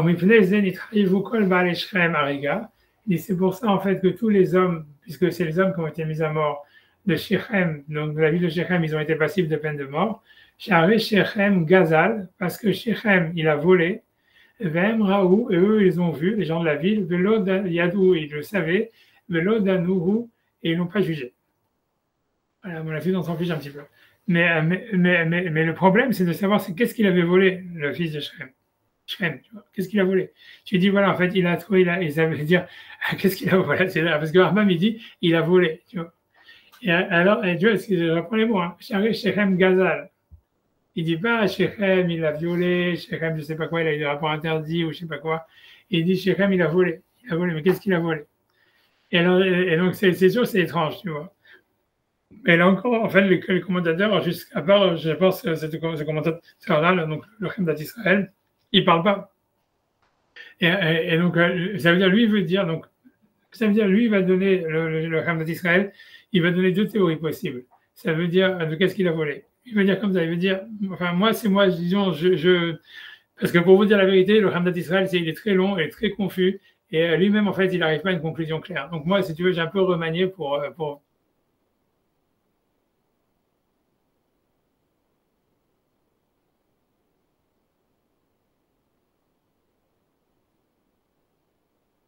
après 120 ans, en tous les cas. Donc, ça veut dire, je vous fais une sorte de, si tu veux, de remix, hein, c'est une version remixée, masterisée, ou au contraire, appauvrie du Hamdat Israël. Mais la réalité, c'est que la question, c'est qu'est-ce qu'il a volé? Et donc, en fait, si tu veux, il y a deux choses qui est possible qu'il a volé. On peut dire, ça veut dire, lui, le Hamdat Israël, lui, c'est ça sa théorie principale. Lui, il dit, si c'était un viol, ça veut dire, en fait, qu'il a volé le corps de la fille. Ça veut dire, il a volé le corps de Dina. Donc pour lui, il voudrait dire en fait que ça veut dire violer une femme, c'est voler son corps. Et donc comme on voit qu'un des 7 interdits des Béné noirs, c'est le vol, et qu'ils sont passibles de peine de mort sur le vol. Donc ça serait ça, si tu veux, ça serait ça l'interdit. Moi, ça veut dire pour moi, parce que je ne sais pas pourquoi lui, il n'a pas pensé à ça. Lui, à part ça, il dit, honnêtement, il dit aussi que si la femme, elle est mariée, le goy aussi, il vole, et c'est ça ce qui va appliquer chez nous. C'est parce qu'il vole la femme de son mari. Tu vois, ça veut dire, puisque maintenant la femme, voilà, il a volé la femme de son mari, puisqu'en plus, d'après la halakha, normalement, a priori, si une femme, elle a eu des rapports consentants avec un non-juif, elle devient interdite à son mari. Donc, il a volé la femme à son mari. Donc, lui, ce qu'il veut dire, tu vois, ce qu'il voudrait dire, c'est comme ça, c'est de dire, en fait, un non-juif qui a des relations, en fait, avec une femme juive mariée, en fait, c'est pas indépendamment de l'interdit sexuel qu'il peut y avoir. On voit du Rambam quand il parle du viol de Dina qu'il y a l'interdit du vol et que c'est cet interdit en fait qui pourrait justifier la peine de mort. Donc pour lui, ce qu'il veut expliquer, c'est de dire qu'en ce qui concerne la sodomie, c'est comme ça que ça fonctionnerait. Il veut dire pourquoi la Torah en fait, la Gemara, elle n'a pas parlé de la sodomie sur une femme juive. Et pourquoi est-ce qu'en fait la peine de mort qui serait appliquée, ça serait la décapitation et pas la strangulation ou une autre chose? C'est parce qu'en fait, ça veut dire l'interdit dans la sodomie avec une femme juive, c'est pas un interdit sexuel, c'est du vol, c'est parce qu'il a volé la femme à son mari, et donc c'est pour ça qu'il est mis à mort, tu vois. Et en se basant sur cette histoire du Dina, tu vois, et pour lui, ça s'appliquerait évidemment aussi s'il y a un viol, parce que le viol, c'est aussi un vol, et parce que tu voles le corps de la femme. Donc ça, c'est ce que lui dit. Maintenant, pourquoi est-ce que lui, à la fin, si tu veux, il pose une question sur ce qu'il dit, et en fait, si tu veux, il ne trouve pas de réponse à sa question, c'est parce qu'il dit, ok, si ma théorie, elle est vraie, il dit alors pourquoi est-ce que la Gemara elle a besoin de chercher une source pour un juif, pour un non-juif qui aurait une relation avec une femme fiancée à un juif, pour dire pourquoi est-ce qu'il est pas, alors que normalement il devrait être exempté. De la Gemara on a l'impression qu'il semblerait qu'il devrait être exempté, alors que là aussi il a volé la femme à son mari. Puisque tu vois, à plus forte raison, s'il a violé, en fait, voilà, il a violé le corps de la femme, il est passé de peine de mort pour ça. Et si jamais, en fait, tu vois, il a eu de relations consentantes avec elle, elle a aussi, maintenant, elle est interdite à son mari. Et donc, finalement, tu vois, elle devrait, et tu vois, il devrait être passible de peine de mort à cause de ça, parce qu'il a volé. Donc, pourquoi la Gemara, elle a besoin de chercher une source pour ça? On a l'impression de la Gemara que si jamais ce n'était pas le cas, il serait exempté, tu vois. Donc, ça, c'est une question qu'il a sur sa propre explication, tu vois, sur laquelle, tu vois, lui, il n'a pas vraiment de réponse. Tu vois, ça veut dire, c'est pour ça qu'il reste, tu vois, un peu sur une question sur ça, après, en essayant de proposer plein de choses. Moi, je prends des idées parce qu'il a proposé comme des réponses. Moi, si tu veux, je sais pas, j'ai fait simplement un petit remix, tu vois, pour essayer, tu vois, un peu de bricolage pour, si tu veux, pour répondre à la question. Ça veut dire, en fait, tu peux répondre, tu peux bricoler. Ça serait quoi, moi, c'est quoi le bricolage? L'idée, ça serait comme ça, parce que la question, elle est de savoir, c'est pourquoi est-ce qu'en fait, sur une femme fiancée, en fait, l'interdit du vol ne s'appliquerait pas, tu vois. Et tu peux dire comme ça, tu peux dire une chose. Moi, la première chose, je veux dire comme ça. Moi, je veux dire comme ça, deux choses l'une. Si les rapports ils sont consentants, si les rapports ils sont pas consentants. Je vais parler de la première option que le rapport n'était pas consentant, que la fille en fait elle a été violée. Moi, je dis dans ce cas-là, donc pourquoi est-ce qu'on ne considère pas qu'il a volé son corps à la fille, tu vois, comme le type qui a eu Shechem, il aurait violé Dina, disons. Et pour moi, l'idée c'est simple, c'est que quand tu regardes en fait la pénalité du viol dans la Torah, tu vois qu'à chaque fois, en réalité, donc dans le cas d'un juif qui viole une femme juive célibataire, en fait, si tu veux, la réponse qui est prévue, c'est de dire voilà qu'il doit se marier avec elle, et s'il ne veut pas se marier avec elle, il doit lui donner la ketouva, ça veut dire grosso modo la somme qu'elle aurait reçue comme ketouva si jamais elle s'était mariée, quoi. Donc en fait, ce qu'il lui a volé, en fait, ça veut dire, et si tu veux, on parle pas de l'agression, etc. Ça, c'est un autre histoire, si tu veux. C'est simplement comme si tu juges une attaque physique, quoi. Que ça, c'est pas le sujet du viol, si tu veux. Ça veut dire ce qui est considéré comme ce qui lui a fait perdre en ce qui concerne en tant que pénalité, parce que c'est un viol, c'est la possibilité de se marier avec quelqu'un qui lui aurait donné une ketouva telle et telle, etc. Et donc, or ici, tu peux dire que voilà, que comme la fille, elle est fiancée, donc le mari, il est déjà obligé de payer la ketouva, même si jamais après qu'elle s'est fait violer, il a divorce, il doit lui payer la ketouva. C'est ça la halakha, puisque la fille, elle était non consentante. Donc finalement, on peut dire qu'il n'y a pas eu de vol sur ce point-là, puisqu'en fait, si tu veux, elle est déjà mariée, elle a déjà reçu, elle a déjà la émoussine, etc. C'est comme ça que moi je voudrais dire. Et je veux dire que par contre, maintenant, si jamais les rapports sont consentants, pourquoi ce ne serait pas un vol du mari, puisque maintenant elle est interdite à son mari? Alors là, moi, je vais arriver à dire un peu ce que lui voulait dire. Ça veut dire que lui, un truc, il cherche et puis il dit non, c'est pas sûr. C'est parce qu'en fait, si tu veux, dans cette histoire du vol, de dire que voilà, que quand un type il a des relations avec une femme mariée, en fait, il vole la femme de son mari. Tu peux poser la question parce que l'interdit, en fait, la femme, elle devient interdite à son mari si jamais elle le trompe que si elle a des rapports consentants. Donc tu peux dire en fait, ok, c'est pas lui qui a volé la femme de son mari, c'est la femme qui a voulu le tromper, tu vois ce que je veux dire. Si jamais la femme n'avait pas voulu le tromper, voilà. Donc tu vois, donc c'est pas du vol, quoi. Ça veut dire, tu vois, mais en fait, tu vois, alors moi ce que je veux dire, c'est comme ça. Je veux dire que je pense que c'est possible qu'on puisse appliquer ça. Ça veut dire que, je veux dire comme ça. Moi, je veux dire qu'il y a une différence entre une femme fiancée dont le mariage n'a pas été consommé et une femme mariée dont le mariage a déjà été consommé. Ce que je veux dire, c'est du bricolage, mais je pense comme ça. Je voudrais dire qu'en fait, que c'est possible que, voilà, si la femme, elle est mariée, tu vois, comme avec l'histoire d'Abraham, que Hachem, il apparaît dans le rêve en disant à Avimelech, voilà, c'est une femme dont le mariage a été consommé, etc. Je pense que, indépendamment du fait que Sarah, elle était consentante, tu vois, le problème, c'est que c'est quand même, tu vois, c'est un objet volé, quoi. Ça veut dire, voilà, c'est la propriété de son mari. Et ok, même si, en fait, c'est le fait que la femme, elle soit consentante qui va l'interdire à son mari, n'empêche que, tu vois, elle ne peut pas être consentante si toi, tu ne voulais pas avoir des relations sexuelles avec elle, quoi. Et donc, en fait, tu es un voleur si tu as des relations sexuelles avec elle, etc. Par contre, moi, ce que je veux dire, c'est peut-être un peu tiré par les cheveux, ça peut peut-être bricoler, moi, ça me paraît logique de penser que c'est possible que si une femme, elle est que fiancée, tu vois, qu'elle n'a pas de relation avec son mari, etc., et que c'est elle qui décide de tromper son mari, de son fiancé, donc toi, on ne veut pas dire que vraiment c'est un voleur, quoi. Tu vois ce que je veux dire? Puisqu'en fait, tout là, si tu veux, comme tout là, si on veut dire, l'engagement de la femme, il est de toutes les manières pas, on va dire, il n'a pas été finalisé dans une action physique, etc.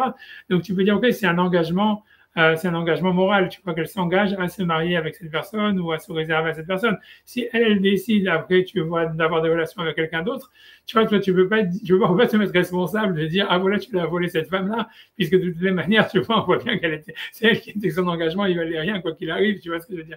Et donc, c'est pour ça qu'en fait, on peut dire qu'on pourrait parler qu'il n'y a pas de vol, quoi, tu vois, dans cette histoire-là. C'est que moi, c'est un petit peu la manière de bricolage que je voudrais dire. C'est pour Summarize, lui, il le fait pas, il accepte pas ces logiques-là, il va pas à ce point-là. Il cite ses logiques, il joue avec, mais à la fin, il reste dans une question. Moi, j'ai simplement voulu, je pense que je me suis dit qu'on pouvait peut-être bricoler un peu comme ça. Ça veut dire mais je vais redire quand même à l'oral déjà son idée générale. C'est que pour lui, donc, il apprend de l'histoire de Shechem, où en fait, Shechem, en fait, il est considéré comme ayant volé quelque chose et que c'est pour ça qu'il est mis à mort, d'après Maïmonide, dans cette histoire là-bas. La question de savoir qu'est-ce qu'il a volé. Et en fait, on ne sait pas, en fait, si dans le truc, dans la relation qu'il a avec Dina, c'était un viol ou si c'était consentant. C'est pas clair dans les versets.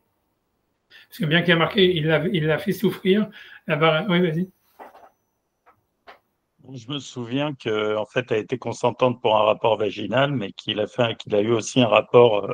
Ouais, c'est ça, c'est possible. Il a eu aussi un rapport sodomique avec elle. Et ça, effectivement, il l'a fait souffrir et elle n'était pas consentante. Il semblerait comme ça. Ça veut dire, a priori, parce que quand il a souffert souffrir, il dit, parce qu'il a sodomisé après avoir eu de la part vaginale. C'est vrai, tu vois, ça veut dire, ok, tu vois, donc c'est pour ça que j'ai pas voulu rentrer là-dedans parce que ça recentrerait vraiment le problème.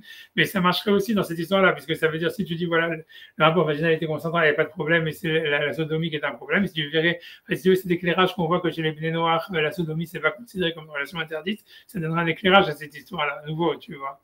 T'as raison, parce que tu vois, ça serait ça l'idée, tu vois. Mais en tous les cas, mais j'ai pas voulu rentrer là-dedans, mais t'as raison, mais peu importe. Pour moi, l'idée, c'est de savoir, est-ce que c'était constant? Parce que, comme tu dis, il y a marqué, il a fait souffrir Rachid dit parce qu'il a sodomisé, mais après avoir eu des relations normales. Parce qu'il a eu des relations, il a fait souffrir. Mais bon, fait souffrir, ça veut pas dire nécessairement que c'était pas consentant, quoi. Tu vois, c'est a priori. Moi, c'est pour ça que j'ai pas voulu rentrer là-dedans. Mais ça veut dire, mais ça veut dire, en tous les cas, pour revenir à l'histoire, c'est qu'on Rambam dit qu'il a volé. Qu'est-ce qu'il a volé? Donc, comme on dit, lui dit, en fait, si tu veux, comment dire, le Hemdat Israël, voilà, Hemdat Israël, donc c'est ce commentaire dont j'ai oublié le nom.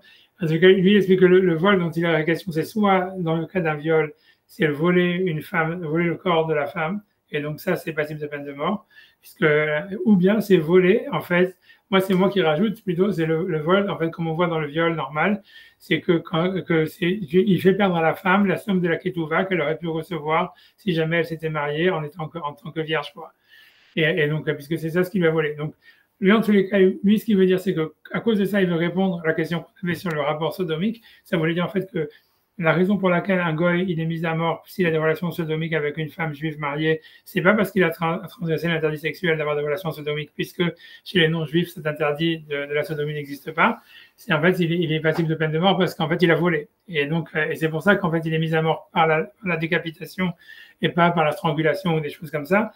Parce qu'en fait, c'est pas qu'on lui applique la loi juive, c'est qu'on lui applique la loi non juive, qui est en fait de l'interdit de voler. Maintenant, la question que lui, il a sur sa propre explication, c'est comment ça se fait alors que la Gemara a cherché une source pour la femme qui est fiancée, voilà, qu'un juif, un non-juif qui a une relation avec une femme fiancée, un non-juif qui a une relation avec une femme fiancée, un juif, pourquoi il est passible de peine de mort et elle a besoin du verset de Ish pour apprendre qu'il est passible de peine de mort, pourquoi ce ne serait pas considéré comme un vol? Et donc, moi, lui, il reste plus ou moins, il n'a pas de réponse vraiment sur sa question. Moi, je dis que c'est possible comme ça. Donc, ce que j'ai voulu dire, c'est de dire comme ça, c'est que si jamais les rapports étaient non consentants, on peut dire peut-être qu'il n'y a pas de vol parce qu'en fait, comme elle est déjà mariée, donc elle a déjà reçu la ketouva, etc. Donc, en fait, il ne lui a pas fait perdre la valeur qu'elle aurait eue si jamais elle s'était mariée en tant que vierge, alors que c'est ça ce qu'il considère en général comme étant le vol en tant que viol, quoi. Donc, il n'y a pas de dépréciation puisqu'elle est déjà mariée. Et donc, voilà. Donc, ça serait une chose. Et si c'est des rapports consentants qu'il interdisent à son mari, donc ce qu'il aurait volé, c'est le mari. Sur ça, tu peux dire, en fait, que comme, en fait, il n'y a pas de relation sexuelle ni rien, avec qu'un engagement, à partir du moment où elle de manière consentante, elle décide d'avoir des relations avec quelqu'un d'autre, ça veut dire qu'il n'y avait pas d'engagement et qu'en fait, c'est pas lui qui a volé, en fait, le mari, c'est elle qui a, tu vois, qui s'était jamais, tu vois, ça veut dire qu'il s'était jamais engagé, quoi. Et donc, en fait, ça veut dire qu'il n'y aurait pas un véritable vol à proprement parler, quoi. C'est ce que je voulais dire. Je crois que c'est elle qui est responsable plus que lui. Par contre, dans le cas où il aurait des relations avec une femme mariée, où il y a déjà eu des relations, là, tu peux dire, OK, c'est elle qui a voulu avoir des relations avec lui. C'est pour ça qu'elle a interdit avec son mari. mais tu vois, lui, ça veut dire lui, il a été l'objet par lequel elle a pu le tromper, quoi. Et donc, il est responsable pour ça parce que c'est comme un objet volé, comme je l'ai dit que c'est ça ce que Dieu il dit à Avimelech avec Sarah. Il dit, même si elle est d'accord d'avoir des relations avec toi, puisqu'il semblerait, elle était consentante, voilà, elle a eu des relations avec un homme, donc ça veut dire c'est un objet volé, quoi. Ça veut dire, toi, tu peux pas être complice avec elle. Tu fais une avéra si tu es complice avec elle, de tromper Abraham, quoi. Bref, tu vois, ok, donc ça, c'est les deux réponses voilà, qu'on a vues. Maintenant, donc voilà, donc ça, c'est pour dire, voilà, pour la fin de l'histoire. En fait, il y a un peu, derrière tout ça, ça veut dire derrière toutes ces technicalités, il y a un problème beaucoup plus grave. Ça veut dire, c'est comme Radé Shalom, bref, tu vois, c'est comme quoi. Voilà, ça veut dire, c'est comme dans Radé Shalom quand des fois il y a des problèmes de santé ou il y a des petits machins, et puis après, à cause de ça, on découvre des gros problèmes. Ça veut dire, c'est un peu la même chose. Ça veut dire ici, c'est que si tu creuses, tu vois, la vraie question qui se pose vraiment, c'est de savoir, en fait, tout ça, c'est basé sur le fait, ça voudrait dire qu'une femme mariée juive qui a des relations avec un homme non juif de manière consentante, tu vois, elle a trompé son mari ou qu'elle serait en général passible de peine de mort, ou en tous les cas qu'elle aurait transgressé l'interdit de la Torah d'avoir trompé son mari, quoi. Maintenant, mais est-ce que ça c'est vrai? Tu vois, c'est ça la question. Et en fait, tu vois, c'est pas sûr du tout. C'est-à-dire que, ça veut dire, et c'est ça le vrai problème. C'est parce que, en fait, si tu veux, ça veut dire, c'est connu, si tu veux, cet avis, en fait, moi, ça veut dire, c'est connu, c'est un Tosfot déjà qui est connu, où en fait, Rabbeinu Tam, c'est Rabbeinu Tam le premier qui a dit ça, que lui, il pensait qu'en fait, une femme qui trompe son mari avec un non-juif, en fait, lui, il pense pas qu'il y a un interdit. Ça veut dire de la même manière, en fait, si tu veux. Ouais, pourquoi? Parce qu'en fait, dans le verset, il y a marqué la femme qui va avoir l'homme qui va avoir des relations avec la femme de son ami, ou une femme qui va avoir des relations. Tu vois, ça, à chaque fois que l'interdit de, comment dire, de la femme de l'adultère, il est mentionné, c'est toujours la femme de son ami, tu vois, donc la femme d'un juif, quoi. Et qu'elle a des relations avec un juif qui est son ami, a priori, tu vois. Et jamais, en fait, on mentionne le cas d'une femme mariée qui a des relations avec un non-juif. Et si tu veux, c'est pour ça que tu vois que Rabbeinu Tam, Rabbeinu Tam lui dit, donc c'est connu, si vous voulez, on pourra le faire dans les mots, c'est ça seul bien que je l'avais pas vu dans les textes, et ça veut dire que Rabbeinu Tam, lui-même, il dit que dans le cas où Rabbeinu Tam, il a justifié ça, c'est parce qu'il y avait, c'est le cas, c'est comme ça, il y avait une femme mariée juive, qui, tu vois, qui a été séduite par un non-juif, et à cause de ça, donc, si tu veux, donc elle avait eu des relations avec lui, etc., au point où par la suite, elle s'est convertie au christianisme. Et elle s'est mariée ensuite avec le non-juif, etc. Et après ça, là jusqu'à maintenant, on va dire c'est du classique, mais là où ça devient plus étonnant et plus amusant, c'est qu'à la fin, le mari non-juif, il décide de se convertir au judaïsme et la femme, elle le suit. Elle se reconvertit au judaïsme. Et donc la question, c'est de savoir est-ce qu'ils peuvent rester mariés ensemble. Et Rabbeinu Tam, donc dans le Tosfot, il dit oui, parce que en fait, ça veut dire que bien que normalement, tu vois, une femme qui a trompé son mari, elle est interdite avec l'homme avec lequel elle a trompé son mari. Mais ici, comme si tu veux, donc il était non-juif, donc en fait, si tu veux, c'est comme si ça veut dire ça compte pas, quoi, grosso modo. Et donc, voilà, etc. Il permet, quoi, il dit que c'est pas de problème, etc. Les autres Tosfot, tu vois, ça veut dire Rivam, etc. Il tape dessus, c'est n'importe quoi, et blablabla, etc. Et non, et tu vois, nous bon, bref, tu vois, aussi, on peut regarder le Tosfot si vous voulez, mais c'est parce qu'en fait, c'est quand l'Agmara, tout ça c'est basé sur l'Agmara, puisque l'Agmara, elle dit, quand elle parlait sur le droit de cuissage qui était utilisé par les Grecs, tu vois, sur les femmes quand elles se mariaient, l'Agmara elle dit mais pourquoi est-ce qu'en fait ou l'Agmara explique qu'en fait ils faisaient des magouilles pour essayer en fait que les Grecs ils détectent pas que la fille elle était fiancée et qu'elle allait se marier, comme ça elle pouvait éviter le droit de cuissage. Et l'Agmara elle dit mais pourquoi ils faisaient ça? Une femme de toutes les façons si jamais elle a des relations avec un goy, elle est permise, tu vois, un truc comme ça. L'Agmara elle pose cette question là.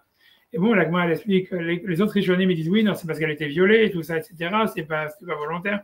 Mais Rabbeinu Tam, lui, il déduit de là, tu vois, qu'en fait, non, une femme, en fait, mariée quand elle a des relations, même volontaires avec un non-juif, en fait, elle serait pas interdite à son mari et que non seulement ça, elle n'a pas transgressé un interdit quelconque, en fait, d'après la Torah. Tu vois, si tu veux, pour ça, l'autre preuve si tu veux, de Rabbeinu Tam, c'est qu'il dit que Esther, a priori, elle était mariée avec Mordechai. Et quand tu vois en fait qu'elle a des relations consenties avec Hachvérosh, l'Agma, tout ce qui la dérange, c'est dire que c'était en public, tu vois. Parce que l'idée, c'est qu'il y a du Chilul Hashem. Mais ça veut dire qu'elle n'est pas dérangée par le fait, si tu veux, qu'en fait, si tu veux, c'était une femme mariée qui avait une relation consentie avec un non-juif, tu vois.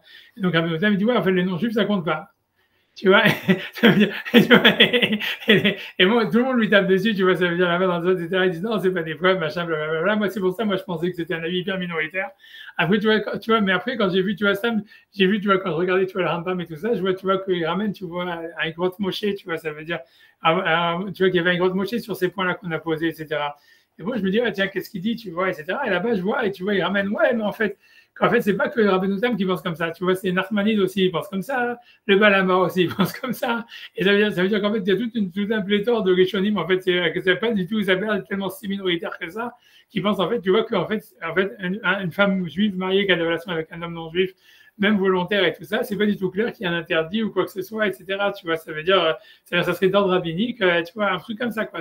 Un peu comme c'est connu chez les mecs, tout le monde le sait, que tu vois, qu'ils aient des relations avec une femme non juive, c'est pas grave, c'est que d'ordre rabbinique et tout ça. En fait, la même chose, si tu veux, elle existerait de l'autre côté chez les meufs, tu vois. Sauf que c'est moins, on va dire, advertise, quoi. Et je.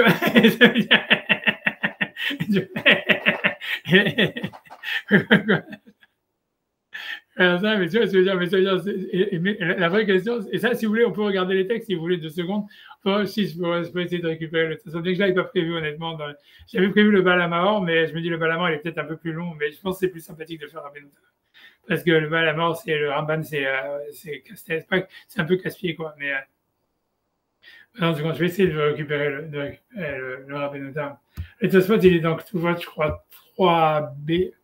J'espère que j'espère, je vais essayer. Si je pense, c'est Mina Shamaim. Hein. Si je le trouve pas, c'est que c'est mieux pas que je le trouve. Tu vois, mais de toute façon, il y a le Balamahor. Attends 2 secondes. Là, je vais essayer.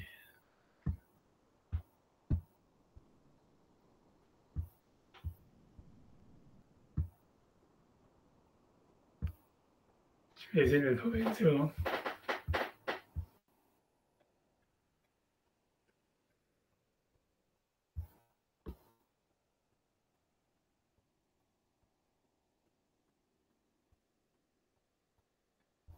C'est bon.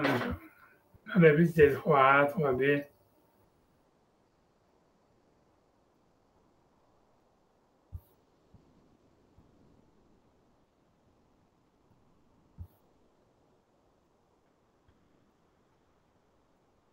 Excusez-moi. J'aurais peut-être pas dû changer le plan, j'aurais dû rester sur le. J'aurais dû rester sur le Ramban dans le Milchama de seconde, je vais essayer d'espérer. Ouais, voilà, c'est.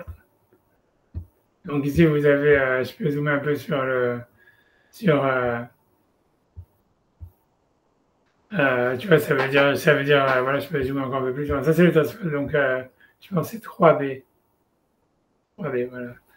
V'yidrash lehu d'Anoushai. Donc c'est quand l'Agma, donc elle disait, on avait qu'à leur dire pourquoi est-ce qu'on a changé les dates des mariages pour un petit peu embrouiller les généraux grecs. Alors, si concerne les droits de cuissage, on avait qu'à leur dire que de toutes les manières c'est permis puisque en fait c'est du viol.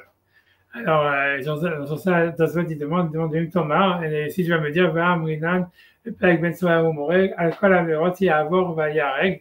Ça veut dire que sur toutes les Averot, normalement, il faut mieux vaut se laisser tuer que de les faire. Rous Mavodat Kochavim, sauf donc l'idolâtrie, le Gilou Yarayot, les relations interdites, le Shvirut Damim, le fait de tuer quelqu'un. Alors, ici, a priori, comme la femme, donc elle va se mettre, elle n'est pas vraiment considérée comme étant violée, si jamais, en fait, elle devrait se laisser mourir plutôt que d'avoir de tromper son mari, puisque c'est qu'il y a sur ça. Donc la réponse qui va être donnée par les autres commentateurs, c'est de dire que la femme, elle est considérée comme passive, tu vois, ou il faut qu'elle soit passive, ou peu importe, ça veut dire, c'est une réponse bidon à la deuxième réponse, de dire qu'elle est passive. Mais grosso modo, donc c'est pour ça que Rabbeinu Tam, lui, donne une réponse, on va dire, moins bidon. Il dit, tiens, Rabbeinu Tam, ben Chavin mitad al Belat Mitzri. Ça veut dire qu'on n'est pas de Mitzri, je veux dire égyptien, ici ça veut dire non juif, quoi. C'est simplement encore une manière de dire que c'est les autres, quoi, pas nous, comme il n'y avait pas d'Égyptiens. Donc voilà, donc il dit, quand tu veux dire non juif, je veux dire les Égyptiens. Ça veut dire qu'on n'est pas passible de peine de mort sur la relation avec les Égyptiens. Les Armana a fait les arrêts des Mitzri, puisque la Torah, elle a, si tu veux, elle a annulé la descendance d'un Égyptien. Ça veut dire grosso modo ce qui veut dire Rabbeinu Tam, c'est puisque quand un goy il a des relations avec une femme juive, l'enfant il est juif. Donc, quel est le problème exactement? Tu vois, c'est ça ton truc, tu vois, ça veut dire en fait, grosso modo, tu vois, ça veut dire pour lui, ça veut dire, on va voir que c'est ça l'idée, ça veut dire, en fait, l'idée, c'est que, ça veut dire que c'est impossible en réalité, pour un non-juif, si tu veux, d'avoir une relation avec une femme juive, quoi, grosso modo. En fait, ça veut dire que du côté de la femme, c'est comme si, en fait, c'est comme si elle se masturbait, grosso modo. Et même si elle tombe enceinte, en fait, c'est comme si elle tombe enceinte par l'opération du Saint-Esprit. Ça veut dire, il n'y a pas vraiment de, voilà, c'est comme si, tu vois, il n'y a pas de. C'est pas la même espèce, quoi, grosso modo. C'est comme voilà, un truc comme ça. C'est ce que lui veut dire. Lui, il veut dire, si l'enfant il est juif, ça veut pas, donc ça veut dire automatiquement que la personne avec qui elle a eu des relations, c'était un donateur de sperme, tu vois, j'en sais rien, tu vois, c'était pas, voilà, c'était pas vraiment quelque chose, elle n'a pas vraiment une relation sexuelle avec un non-juif, quoi. Et maintenant, parce qu'elle les arrête des mitzri, parce que la Torah, ça veut dire, elle a annulé la descendance de l'Égyptien, directive Vezermat Sosim Zermatam. Donc, parce que le verset dit, c'est comme ça veut dire leur sperme, c'est comme le sperme de chevaux. Au Maïteraya, donc, et pour lui, donc l'idée, ça voudrait dire un truc comme ça. Donc, on sait qu'une femme qui trompe son mari avec un animal, elle n'est pas interdite, même si c'était consentante à son mari. Donc, la même chose, je vais dire comme ça. Au Maïteraya, des Pères Ben Sfarou Moré.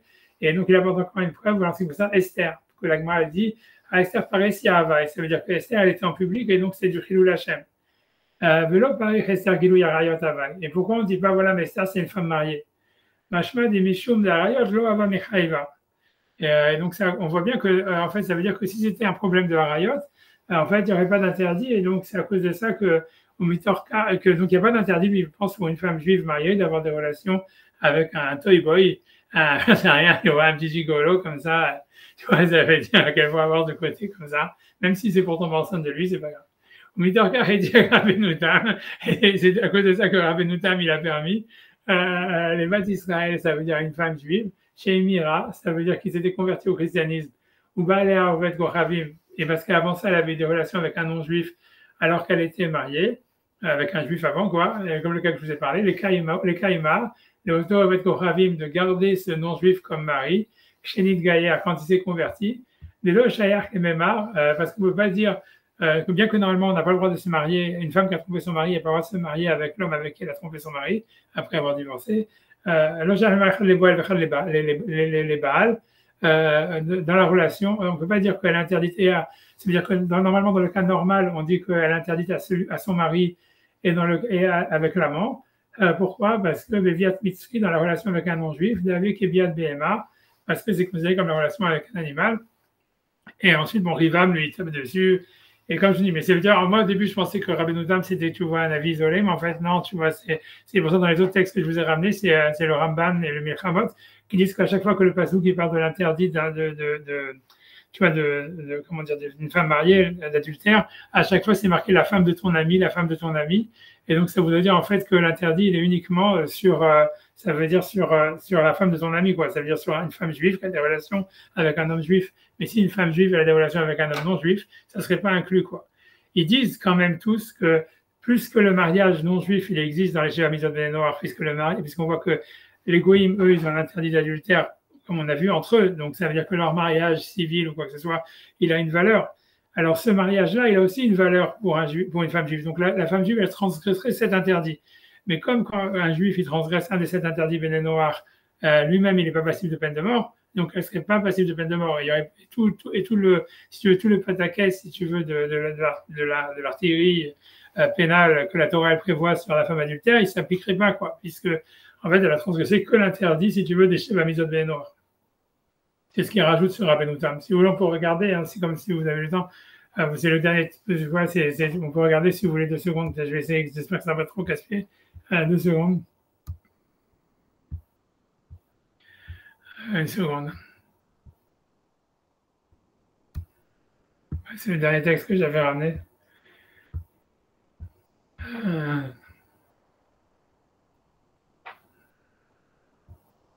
secondes. Hein.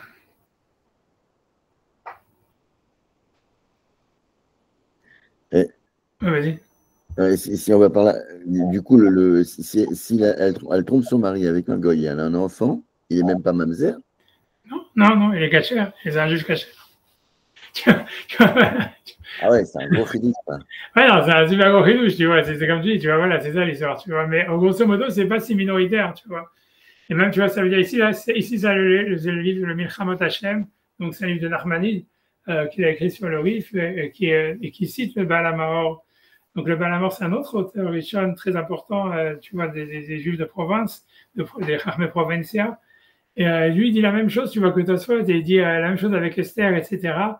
Tu vois, là, il ramène cette histoire-là, il dit parce que, voilà, parce que la Gemara, elle dit que tout le problème de Esther, c'était un problème de Chilul Hashem. Je ne sais pas si vous voyez la main, je pense. Je suis d'Amouyan Gabé Esther de la Natasmo Moutar, puisque une des réponses de la Gemara de dire que pourquoi Esther s'était permis, parce qu'Achashverosh, il ne voulait pas la faire transgresser la Torah, il voulait juste avoir du plaisir. Et ça, c'est une des réponses de la Gemara. Donc, il dit, voilà, on voit bien que il n'y a pas l'interdit d'adultère. Puisque sinon, si jamais c'était un adultère, ça n'aurait pas permis à Esther d'avoir des relations avec Achashverosh, juste parce qu'Achashverosh voulait du plaisir pour lui-même. De là, Gilou Yarayot, d'Akshen Bigmara, comme on voit aussi que la Gemara dit, va Esther parecia, et que toute la question de la Gemara, c'est savoir que Esther, elle était en public. Mais là, Akshen Gilou Yarayot, et on ne dit pas, mais voilà, elle était mariée, et donc c'était une relation adultère, Avaï. Mishum, de l'eau, Mikre Gilou Yarayot, parce qu'en fait, ça ne s'appellerait pas Gilou Yarayot, ça veut dire une relation adultère. Et là, Benara Amourasa, que si jamais c'était une fille fiancée chez Zinta. Ça veut dire pour eux, ça veut dire une Xertakatoubi, un seul moment où en fait une femme juive, elle ne peut pas avoir de relation avec un non-juif, c'est quand elle est fiancée. Mais une fois qu'elle a eu des relations avec son mari, plaque, elle peut avoir des relations avec un non-juif. Ça veut dire, c'est super rigolo, tu vois. Ça veut dire que la relation avec le juif, ça serait ce qui lui permettrait en fait d'avoir des relations avec un non-juif, quoi. Grosso modo, ça veut dire qu'une fille vierge juive, elle ne peut pas avoir de relation avec un non-juif, mais une fille mariée juive qui a eu des relations sexuelles avec un homme juif, c'est bon. Ça veut dire tout ce qui est important, c'est qu'elle soit dépucelée par un juif, quoi. Ça serait ça la mitzvah. Une fille, ouais, une fille vierge fiancée, hein. Fiancée, c'est ça, mais c'est ça, fiancée. Bon, et deuxième truc, qu'est-ce que ça veut dire, Beparesia, là, en l'occurrence? C'est quoi? C'est un rapport devant tout le monde? Non, mais ça veut dire que comme tout le monde savait, quoi, grosso modo. Peut-être, je ne sais pas si. Ah, c'est ça. Tout le monde savait. Tout le monde savait, d'accord. Ok. Voilà, quoi. Ça veut dire, c'est ça. Mais voilà. C'est pas dit qu'il le faisait en public, j'en sais rien. Je ne sais pas. Là, il faudrait vérifier dans les. Je ne sais pas parce que dans l'Agma, on dit que les Perses, ils sont tsniout, c'est une de leurs vertus. Okay. Donc, ça aurait été admis à la cour perse des trucs.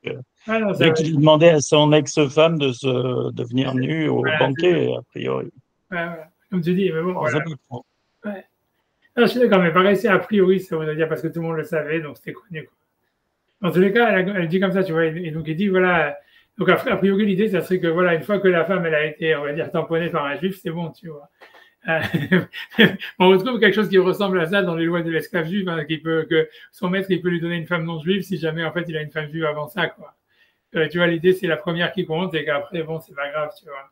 Ça veut dire, tu vois, donc ça veut dire que ça serait la même chose, en fait, avec la femme juive, quoi. Tant que le premier, c'était pas un non-juif, on est bon, quoi. Un truc comme ça. Mais t'as raison que c'est que quand elle est fiancée, quoi. C'est si jamais elle est célibataire aussi, il n'y a pas de problème, quoi, aussi, c'est vrai. Mais en tout cas, ça serait une période, quoi. Et c'est super étrange, tu vois. Ça veut dire qu'il n'y aurait qu'un interdit au moment, si tu veux, au moment où elle est fiancée, puisque ça, la Gemara le dit clairement. Elle dit, voilà, si jamais elle est fiancée, le type, il est passible de peine de mort, et a priori, elle aussi, tu vois, ça veut dire.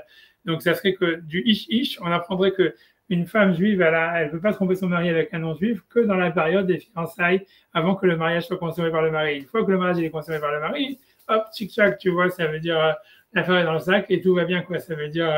Je comprends, puisqu'elle doit. Enfin bon, a priori, quand elle est fiancée, c'est le moment où, on va dire, où elle va accéder à cette dimension, on va dire, où elle a un rapport avec un juif.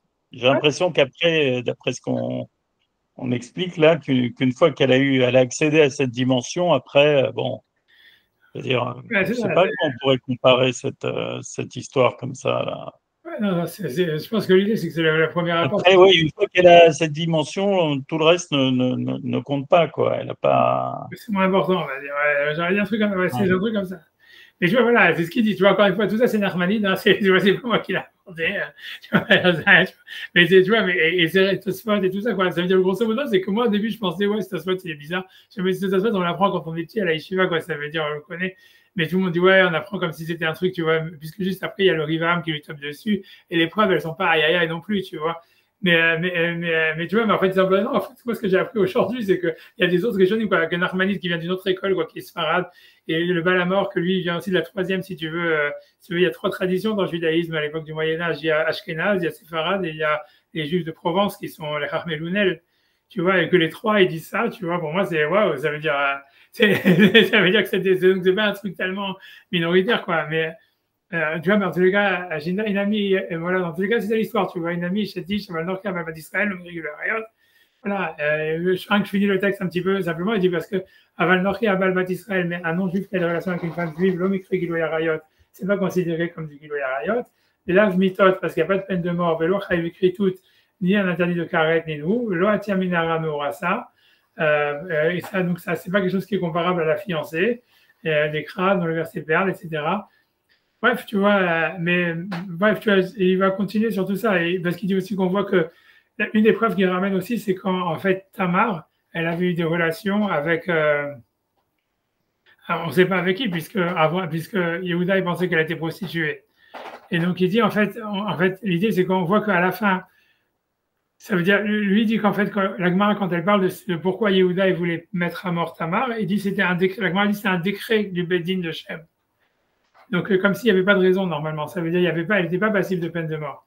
Mais voilà, mais tout ça, donc c'est une preuve, encore une fois, que voilà, que ça veut dire, voilà, il n'y avait pas de, tu vois, voilà, peu importe, tu vois, il n'y avait pas d'interdit, quoi, grosso modo. Tu vois, j'ai pas envie, tu vois, de rentrer dans tout le texte, mais voilà, quoi, et ça, c'est Nachmanide dans les Milchamot, et qui corrobore, ce qui est très rare à la vie du Milchamot, du Balamor, puisqu'en général, le livre de Milchamet Hachem, qui s'appelle Les guerres d'Hachem, c'est un livre que le Nachmanide, il avait écrit. Il avait écrit pour s'opposer en fait au Balamor, et juste sur ce point-là, il est d'accord avec lui. Je crois que c'est la première fois que je vois qu'il est d'accord avec lui sur quelque chose. Et tu vois, mais en tout cas, le truc, c'est que bon, maintenant revenons à nos moutons, ça veut dire le problème de tout ça, c'est comment, alors ça revient, c'est le vrai problème de tout ça. Et ça, je voulais juste dire que les femmes donc n'ont pas, qui arrivent pas à obtenir le guet, il vaut mieux qu'elles se foutent. Qu'elle se fout avec un goy, quoi. C'est une forte incitation, quoi. Ouais, peut-être, tu vois, parce que c'est voilà, ce qu'Hachem il a pensé au goy. Tu vois, j'en sais rien, mais tu vois. Je sais rien, mais on voit. Je veux dire, il y en a. Voilà. Donc, a priori, ça veut dire que ça serait voilà, c'est pas. D'ailleurs, tu vois, voilà. Même si elle a 0, tu n'as rien, quoi. Tu vas direct, elle ne peut pas obtenir son guet. Tu peux aller direct avec un goy, quoi. Oui, j'en sais rien, tu vois. C'est pas vrai. Heureusement, tu vois que.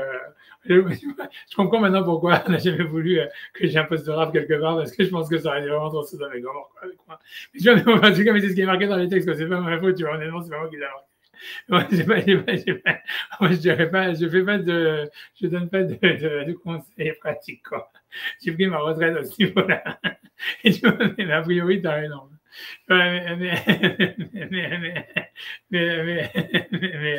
Voilà quoi. Mais en tous les cas, mais ce que je veux dire pour le problème pour nous, c'est de revenir en fait sur la Gemara, puisque ça veut dire, si c'est ainsi, tu vois, ça veut dire, le vrai problème de tout ça, c'est que ça pose un super gros problème sur toute l'histoire. C'est-à-dire, si en fait, la femme, en fait, elle n'aurait pas d'interdit d'avoir des relations avec un goy. Donc pourquoi est-ce que le goy, lui, le pauvre, on le met à mort et tu vois, oublie la sodomie, oublie le cas normal, tu vois, ça veut dire grosso modo, ça voudrait dire, donc, encore, alors on va dire comme ça, que ces Rishonim là, ils disent qu'une fille fiancée, il y aurait un décret spécial qu'on apprendrait de Ish, comme quoi là, c'est juste le moment où elle ne peut pas tromper son mari avec un goy. C'est juste qu'elle est fiancée, jusqu'à ce qu'elle ait consommé son mariage, quoi, grosso modo. Et voilà, et c'est tout. Mais ok, alors disons, déjà, c'est étrange comme idée, honnêtement. Mais tu vois, mais disons qu'on accepte ça, quoi. Ils semblent l'assumer, quoi. Tu vois, mais disons, après ça, ok, mais comment ça se fait? Donc, c'est de la est-ce qu'ils sont peut-être pas d'accord avec Maïmonide, mais ça veut dire l'idée, c'est que, en tout cas, je ne sais pas ce que Maïmonide y pense sur ce point-là, tu vois, j'en sais rien. C'est très possible que Maïmonide ne pense pas que c'est vrai, lui pense que l'interdit, il est même sur les femmes mariées. J'ai cherché un petit peu, j'ai pas trouvé. J'ai pas vraiment cherché beaucoup. Mais ce que je veux dire, c'est l'idée, c'est comment ça se fait. Pour moi, la question, c'est de savoir, puisque, ok, laissons l'histoire de tous les cas des femmes fiancées. Ça expliquerait en tous les cas pourquoi on appliquerait au goy, dans ces cas-là, de la peine de mort juive, parce que ça serait vraiment quelque chose de très spécifique à cette période des fiançailles, etc. Et ce serait plutôt un problème de la femme que du goy. Donc le goy, il est que, si tu veux, la victime ou de ces interdits. Donc on lui mettrait la peine de mort qu'on applique à la femme, que ce soit la lapidation ou bien la strangulation. Bien que normalement, c'est pas prévu dans son code pénal. Mais la question pour moi, c'est comment ça se fait alors qu'un juif, un non-juif, tu vois, par exemple, ça arrive à une absurdité comme ça, c'est que un non-juif qui va sodomiser une femme juive mariée, ouais. Donc elle fait aucun interdit. Lui, il fait aucun interdit, mais pourtant, on le décapite, tu vois. Pourquoi, tu vois? Ça veut dire, c'est ça la question. Ça veut dire que jusqu'à maintenant, ça veut dire que si jamais, en fait, si tu vois, jusqu'à maintenant, si on disait, ok, c'est comme on a vu leur sa mère qui dit à cause de lui, la femme, elle a fait une avéra, ou bien, tu vois, il a volé la femme à son mari, tout ce que tu veux, comme il a dit l'autre avis. Ok, tu comprends, voilà, ok, on lui applique la peine de mort, soit parce qu'il a volé, soit parce que c'est comme un animal, peu importe ce que tu veux. Mais là, si tu dis en fait que non, il n'y a aucun interdit, il n'y a rien du tout, la meuf, on lui fait rien, elle est permise à son mari, tout ce que tu veux. Donc, qu'est-ce qu'il a fait là exactement pour qu'on le décapite, le pauvre? Si en fait, tu vois, si jamais, en fait, normalement, la sodomie, c'est pas considéré comme une relation. Et même quand il a une relation normale, tu vois ce que je veux dire? Et ça, si tu dis du Rambam, c'est que la sodomie chez les goïms et chez les juifs, c'est pas la même chose. A priori, d'après le Rambam, ce qu'on voit déjà d'emblée, quoi, c'est que la sodomie chez les juifs, c'est un rapport sexuel, et chez les goïms, c'est pas un rapport sexuel. Donc, ça, tu veux dire, voilà. Ça, c'est clair dans le Rambam au départ, puisque tu vois bien qu'il y a des jugements différents. Ça veut dire qu'il y a des. C'est quand même. Mais pourquoi après, pourquoi ça passe de l'un à l'autre selon ton genre, ta croyance religieuse, je ne vois pas, mais en tout cas, non, c'est ça rien de dire, quoi. Non, je pense non, ouais. Ça veut dire logique derrière, ça serait de dire que non, moi je vois un peu une logique, tu vois, c'est-à-dire moi la logique, ça serait de dire que en fait chez les non-juifs, tu vois, ça veut dire le rapport sexuel, il serait vraiment lié en tout cas en ce qui concerne la pénalité du rapport sexuel, ça veut dire la pénalisation des interdits sexuels, est-ce qu'elle est liée à la procréation? Je pense, tu vois, c'est-à-dire, et donc ça voudrait dire grosso modo que c'est pour ça qu'un rapport sodomique, ça serait pas considéré comme un rapport sexuel dans les schémas misogynes noirs, parce qu'en fait, si tu veux, il ne peut pas y avoir d'enfants qui sortent de ça. Donc en fait, si tu veux, on voit, si tu veux, même de l'histoire d'Adam et Ève, que l'interdit, quand Hachem il interdit à Ève d'avoir des relations avec des autres hommes, c'est qu'une fois qu'on peut plus déterminer qui est le père, tu vois, que quand il lui dit, comme on a vu qu'elle avait des relations avec le serpent, qu'elle avait des relations avec tout le monde, et que l'interdit commence qu'une fois qu'il lui dit maintenant il va y avoir 9 mois entre le moment de 9 mois de gestation entre l'insémination et la production, quoi. Et qu'on ne saura plus, à cause de ça, on ne sait pas qui est le père. Donc c'est à cause de ça qu'elle a une obligation de devenir fidèle à son mari. Donc on voit que dans les Shiva Mitzvot Noir, ça veut dire l'interdit sexuel, il est vachement lié en fait à la linéarité, tu vois, au lignage, quoi. Je sais pas, tu vois, pour déterminer qui est le fils de qui est le père de qui, etc. Et que ce serait ça plutôt si tu veux, donc je comprends qu'une relation sodomique, en fait, c'est rien, tu vois, parce que j'ai appris à sortir de ça, tu vois. Et voilà. Et alors que chez les juifs, tu pourrais dire que l'interdit sexuel, il est vraiment, tu vois, je peux dire, il a on va dire, la relation sexuelle pour soi, ça veut dire elle est plus liée à le fait d'avoir, tu vois, je sais pas, d'avoir une relation où il y a une sorte de connexion qui s'établit ou un truc comme ça, tu vois. Et qu'en fait, c'est pour ça qu'on considérait le rapport sodomique comme étant, tu vois, un rapport sexuel à part entière. Tu vois, ça veut dire s'il est consentant, quoi. Et tu vois, et ça veut dire, voilà quoi. Mais ça serait la logique que je verrais, tu vois. Ça serait ça l'idée, c'est au niveau parce qu'on a bien vu qu'à chaque fois, toujours au niveau de la pénalisation et des choses de noirs, c'est ce que le Maral il avait dit depuis le début, c'est qu'on est beaucoup plus mécanique dans l'interprétation des choses. Tu vois, ça veut dire on cherche plus un mécanisme social, quelque chose qui aurait un sens au niveau de la construction de la société, versus que dans la Torah, on regarde plus le concept métaphysique, tu vois, en tant qu'idée, quoi. Donc, ça fait sens de dire que si tu regardes qu'est-ce qu'un rapport sexuel, tu peux dire, ouais, c'est quand il y a deux corps qui ont un plaisir l'un avec l'autre, on va dire comme ça, et quelle que soit en fait plus ou moins la manière dont ça se produit, versus, tu vois, ça serait pour la Torah, alors que si tu vas pour le Shia Mitzvot Noir, c'est qu'est-ce qu'un rapport sexuel, c'est quelque chose qui pourrait donner naissance à un enfant, quoi. Pour moi, ça fait pas, voilà, ça serait ça le sens général derrière, tu vois. Mais pour moi, le truc ça reprend l'idée du Maharal à ce moment. Ouais.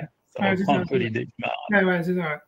C'est que c'est plus, tu vois, c'est plus mécanique, quoi. Ça veut dire dans l'interprétation de Shia Mitzvot Noir qu'on est plus mécanique. tu vois, mais plus politique, quoi, plus comment la société, comment construire une société, quoi. Ça expliquerait tous les trucs de l'interdit de l'avortement, l'interdit, tu vois, de l'euthanasie. C'est parce que grosso modo, c'est que, tu vois, c'est tout ça, c'est bien qu'en fait, ça veut dire d'une manière fondamentale, c'est pas un crime de tuer quelqu'un qui est condamné à court terme ou de tuer un embryon qui est pas encore né, etc., même s'il a un corps qui va, parce que c'est pas vraiment tuer un être humain existant. Mais tu vois, c'est-à-dire si on permet en fait l'euthanasie, si on permet l'avortement, en fait, on va arriver à une société où en fait on va pervertir les valeurs à la fin puisqu'on met plus la vie comme étant la valeur première, tu vois. Donc, parce que tu vois, ce serait ça l'idée générale qui sortirait de l'interprétation des Shiva Mezadeh noirs, etc. Mais ce que je veux dire, en tous les cas, mais ce que je veux dire pour revenir, tu vois, à ce sujet-là, c'est quand même assez intéressant. Ça veut dire, c'est-à-dire que dans cette histoire-là, à la fin, ça veut dire si Maïmonide il est d'accord avec cette histoire de ce qu'ils disent Nachmanide et le Balamor et Tosfot, etc. Comme quoi, en fait, ça veut dire il n'y a pas vraiment un interdit pour une femme juive mariée qui a déjà eu des relations avec son mari d'avoir des relations avec un non-juif. Ça veut dire que le non-juif, lui, le pauvre, on va le décapiter, tu vois, ça veut dire, alors que la fille, elle, on va rien lui faire déjà, et que, si tu veux, elle a fait aucun interdit, et tu vois, c'est difficile, ça veut dire, voilà, je sais pas, pour moi, c'est surtout difficile sur le cas de la sodomie, ou si tu veux, l'interdit, donc s'il n'y a pas d'interdit dans le code pénal juif, puisque la femme a le droit de le faire, donc ça veut dire le problème, il est que pour le goy, et donc tu pourrais dire, ok, alors le goy, lui, dans son code pénal, la sodomie, c'est pas une relation sexuelle, et on vous dit, non, mais si, comme c'est avec une juive, oui, c'est une relation sexuelle. C'est comme il dit Thierry, tu vois, si tu veux, c'est celui qui reçoit la relation, c'est le fait que la juive, c'est une juive qui a reçu la sodomie, ça transforme ça en relation sexuelle pour lui, et ça le pénalise en tant que peine de mort. Mais voilà, Rav Moshe, lui, il accepte pas tout ça, tu vois. Rav Moshe, il pose des questions, il lui dit que, lui, il pense que notre Gemara qu'on vient de faire, tu vois, qui pénalise la femme qui trompe son mari, même si elle est clairement, si elle est fiancée, etc., de peine de mort avec un goy, etc.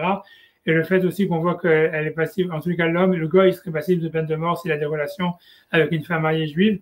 Pour lui, c'est impossible de penser que ça soit pour le goy, ça soit passible de peine de mort et pour la femme, ça soit complètement permis.